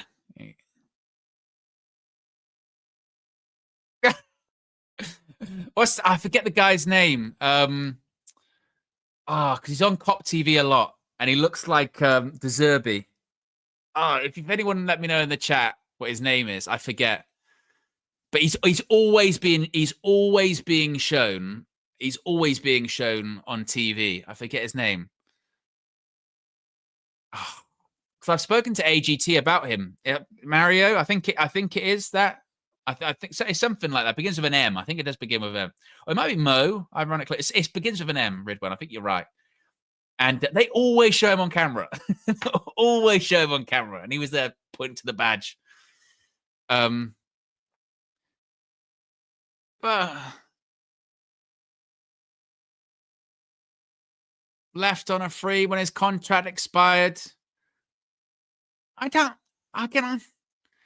Maybe I'm off it. I just don't really see. I can understand when he did the press conference, and he spoke Spanish, and he was like, "Oh, I only learned it a few weeks ago." And you go, "Well, that's bollocks." Like you clearly, everyone knew he was going to Madrid. So I get there's a bit of frustration with that, but it's like when Ronaldo came back, we didn't boo him when he played for Real Madrid.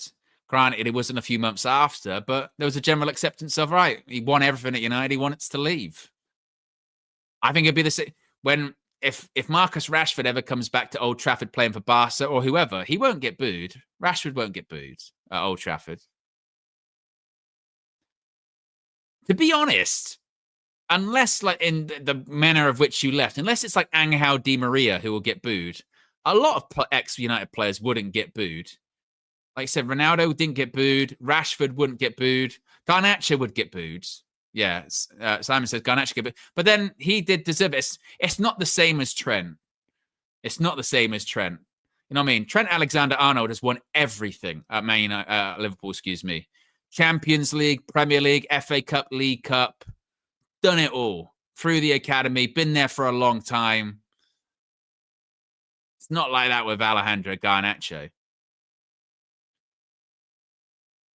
Like, there's not really a lot of reason to stay. You know, he wants to try other things. What's wrong with that? Like I said, Ronaldo was the same, and he didn't come through the academy. It was like, right, done everything. Do you want to? You can go. No, McTominay wouldn't get booed. Absolutely not. Who else if they returned? Like even if Paul Pogba came back with Monaco, he wouldn't. I'd even get booed.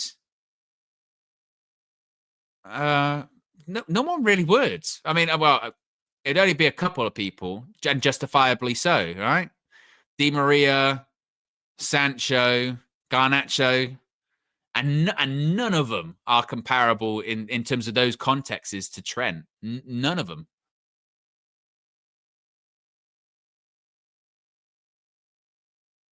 Listen to him, bloody hell!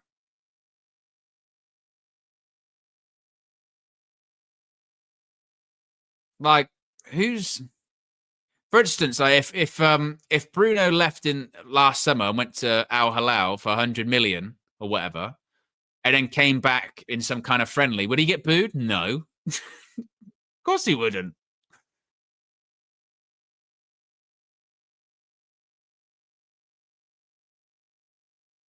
And again, that's kind of different. I think the best example, like someone said earlier on, I think is the Rashford one. Through the academy, leaves, doesn't work out. He wouldn't get booed.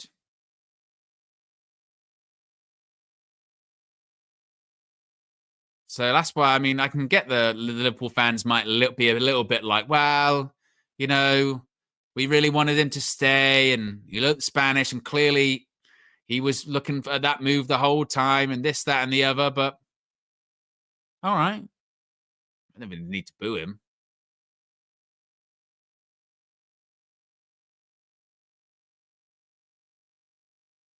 It's not like he refused to play last season as well. Won the league. He was quite instrumental in them winning the league.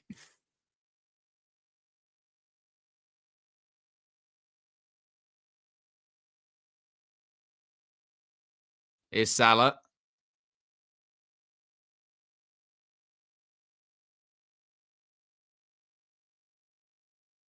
Ball in. Oh, good save again by Courtois. I mean, kind of right. Salah, what a block. And Courtois claims it in the end.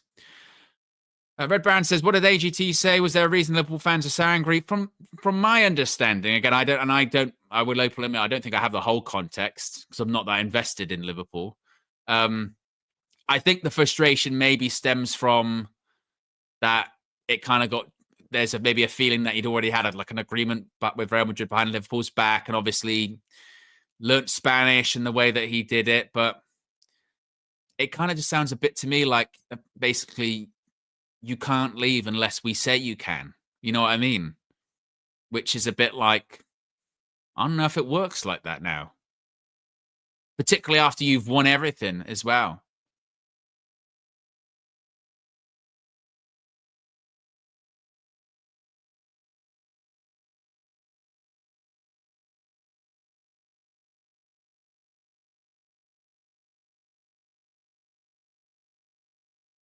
Particularly, I mean, if your contract comes to an end the season you won the Prem, you know, I'd be like, well, kind of done it, wouldn't I? You've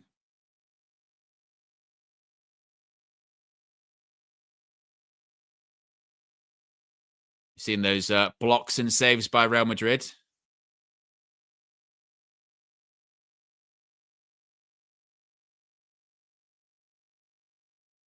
Andy Robertson, he played quite well. I mean, he's better than Kirk, hasn't he? Kirk has struggled.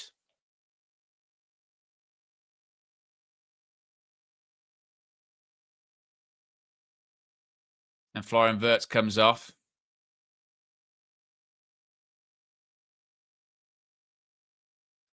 Baron says, yeah, exactly. He didn't stay in England and play for another club in the Prem.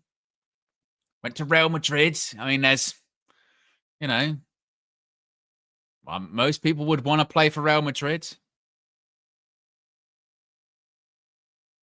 I mean, I'd hazard to say that if Real Madrid came in for any of the Liverpool players, they'd probably have their head turned a little bit. How could they not?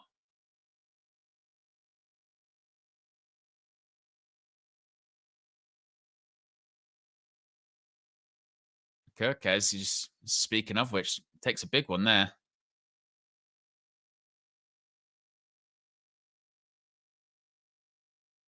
Redwan says that Tottenham Hotspur result or the Tottenham result doesn't help us out at all. They'll be energized.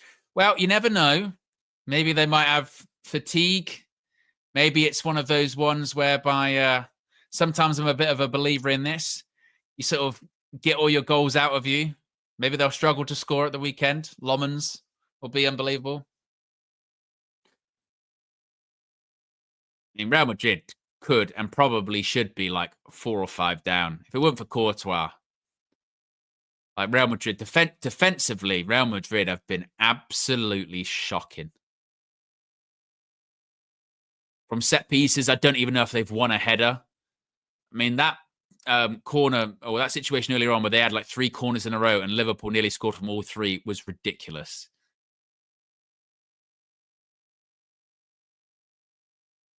And also as well, frankly, Madrid have been bullied, I think.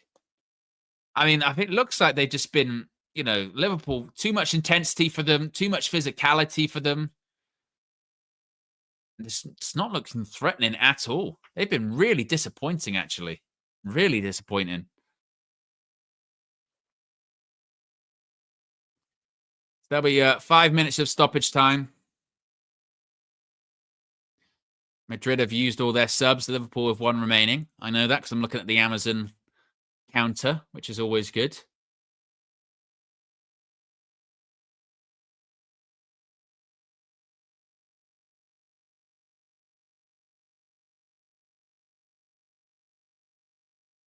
I'd love a late Real Madrid equalizer as well. I'd be so shit. Oh, so speaking of physicality, to be fair, yeah, to his credit, Bradley has been really good against Vini Jr. I hate to say it, but he's actually done really well against him. That's a great tackle as well. Proper old school tackle, that. But he has done really well against him. Ball in. Headed away. Of course, Real Madrid ain't going to win it. Real Madrid ain't going to win a header. Mbappe. Or see you later, Szoboszlai. No, Szoboszlai keeps out of him. And that'll be a goal kick. Sums up Real Madrid.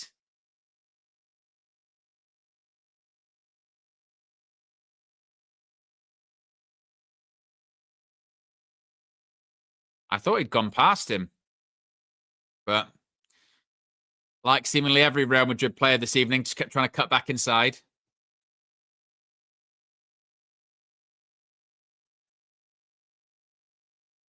Xabi Alonso arguing with the 4th official.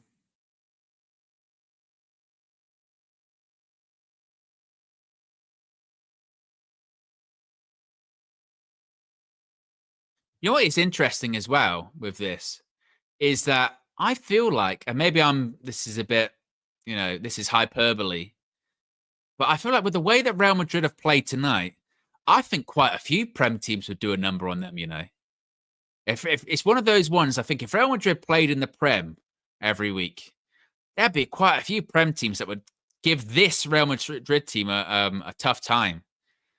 I'm thinking with the set pieces. I'm also thinking with the physicality. It's one of those interesting hypotheticals, isn't it? What if this Real Madrid team played in the Premier League every week? Where would they end up? Obviously, look, they do very well. They got some spectacular players, but I think with the way that football at the moment is being played in the Prem, the physicality and the intensity in the set pieces, I just think they'd struggle. This is a Liverpool team that's struggling at the moment in the Prem. I know, obviously, they're having their issues, but this is a Liverpool team that have been all over them this evening, absolutely all over them.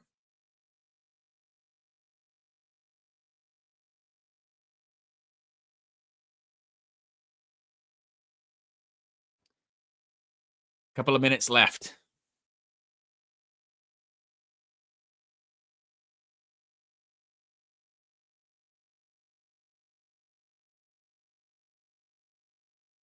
Diaz, rubbish.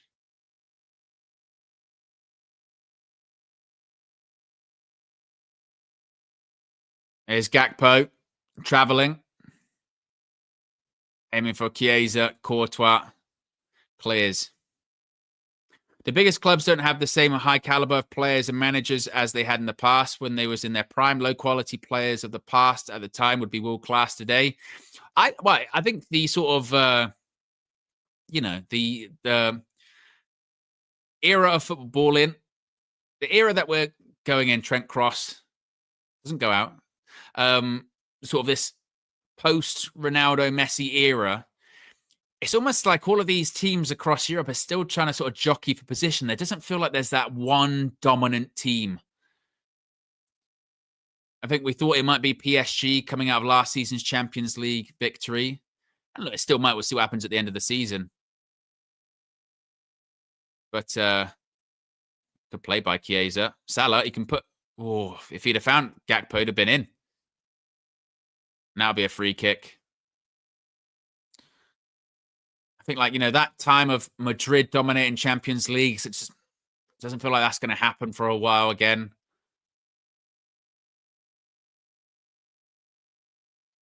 And it's almost kind of same with the Prem, isn't it? Just feel like last season it was Liverpool. This season it'll probably be Arsenal. Next season, who's it going to be? Who knows?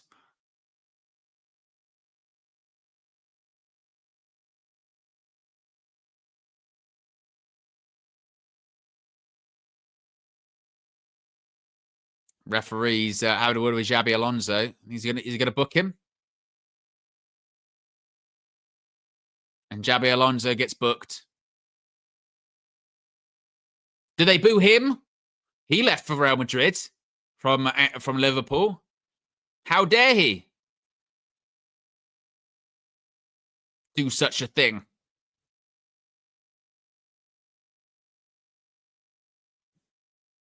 And there you go. That is full time. Liverpool get the victory over Real Madrid. Deservedly so. Real Madrid were rubbish. Liverpool were certainly the better team. Be interesting to see if this can be sort of momentum for them to build, or is it going to be what it has been with them recently, which is those sort of Champions League games. They haven't really mattered all that much. Remember, they played Eintracht Frankfurt away from home. They won 5-1. Next game, they lost against Brentford. Then they lost against Crystal Palace in the Carabao Cup, right? So we'll see. We'll see what happens with them. But a victory for them nonetheless. That is your Liverpool versus Real Madrid watch along here on the Football Flex. A reminder, as I mentioned, we'll get reaction from Flex. That'll be tomorrow since he's flying back in the early hours. So he'll be back tomorrow. In terms of United View, I'll be live tomorrow morning, 9 a.m. Be sure to join me then. Appreciate everyone that's tuned in this evening. I'm out of here. Peace.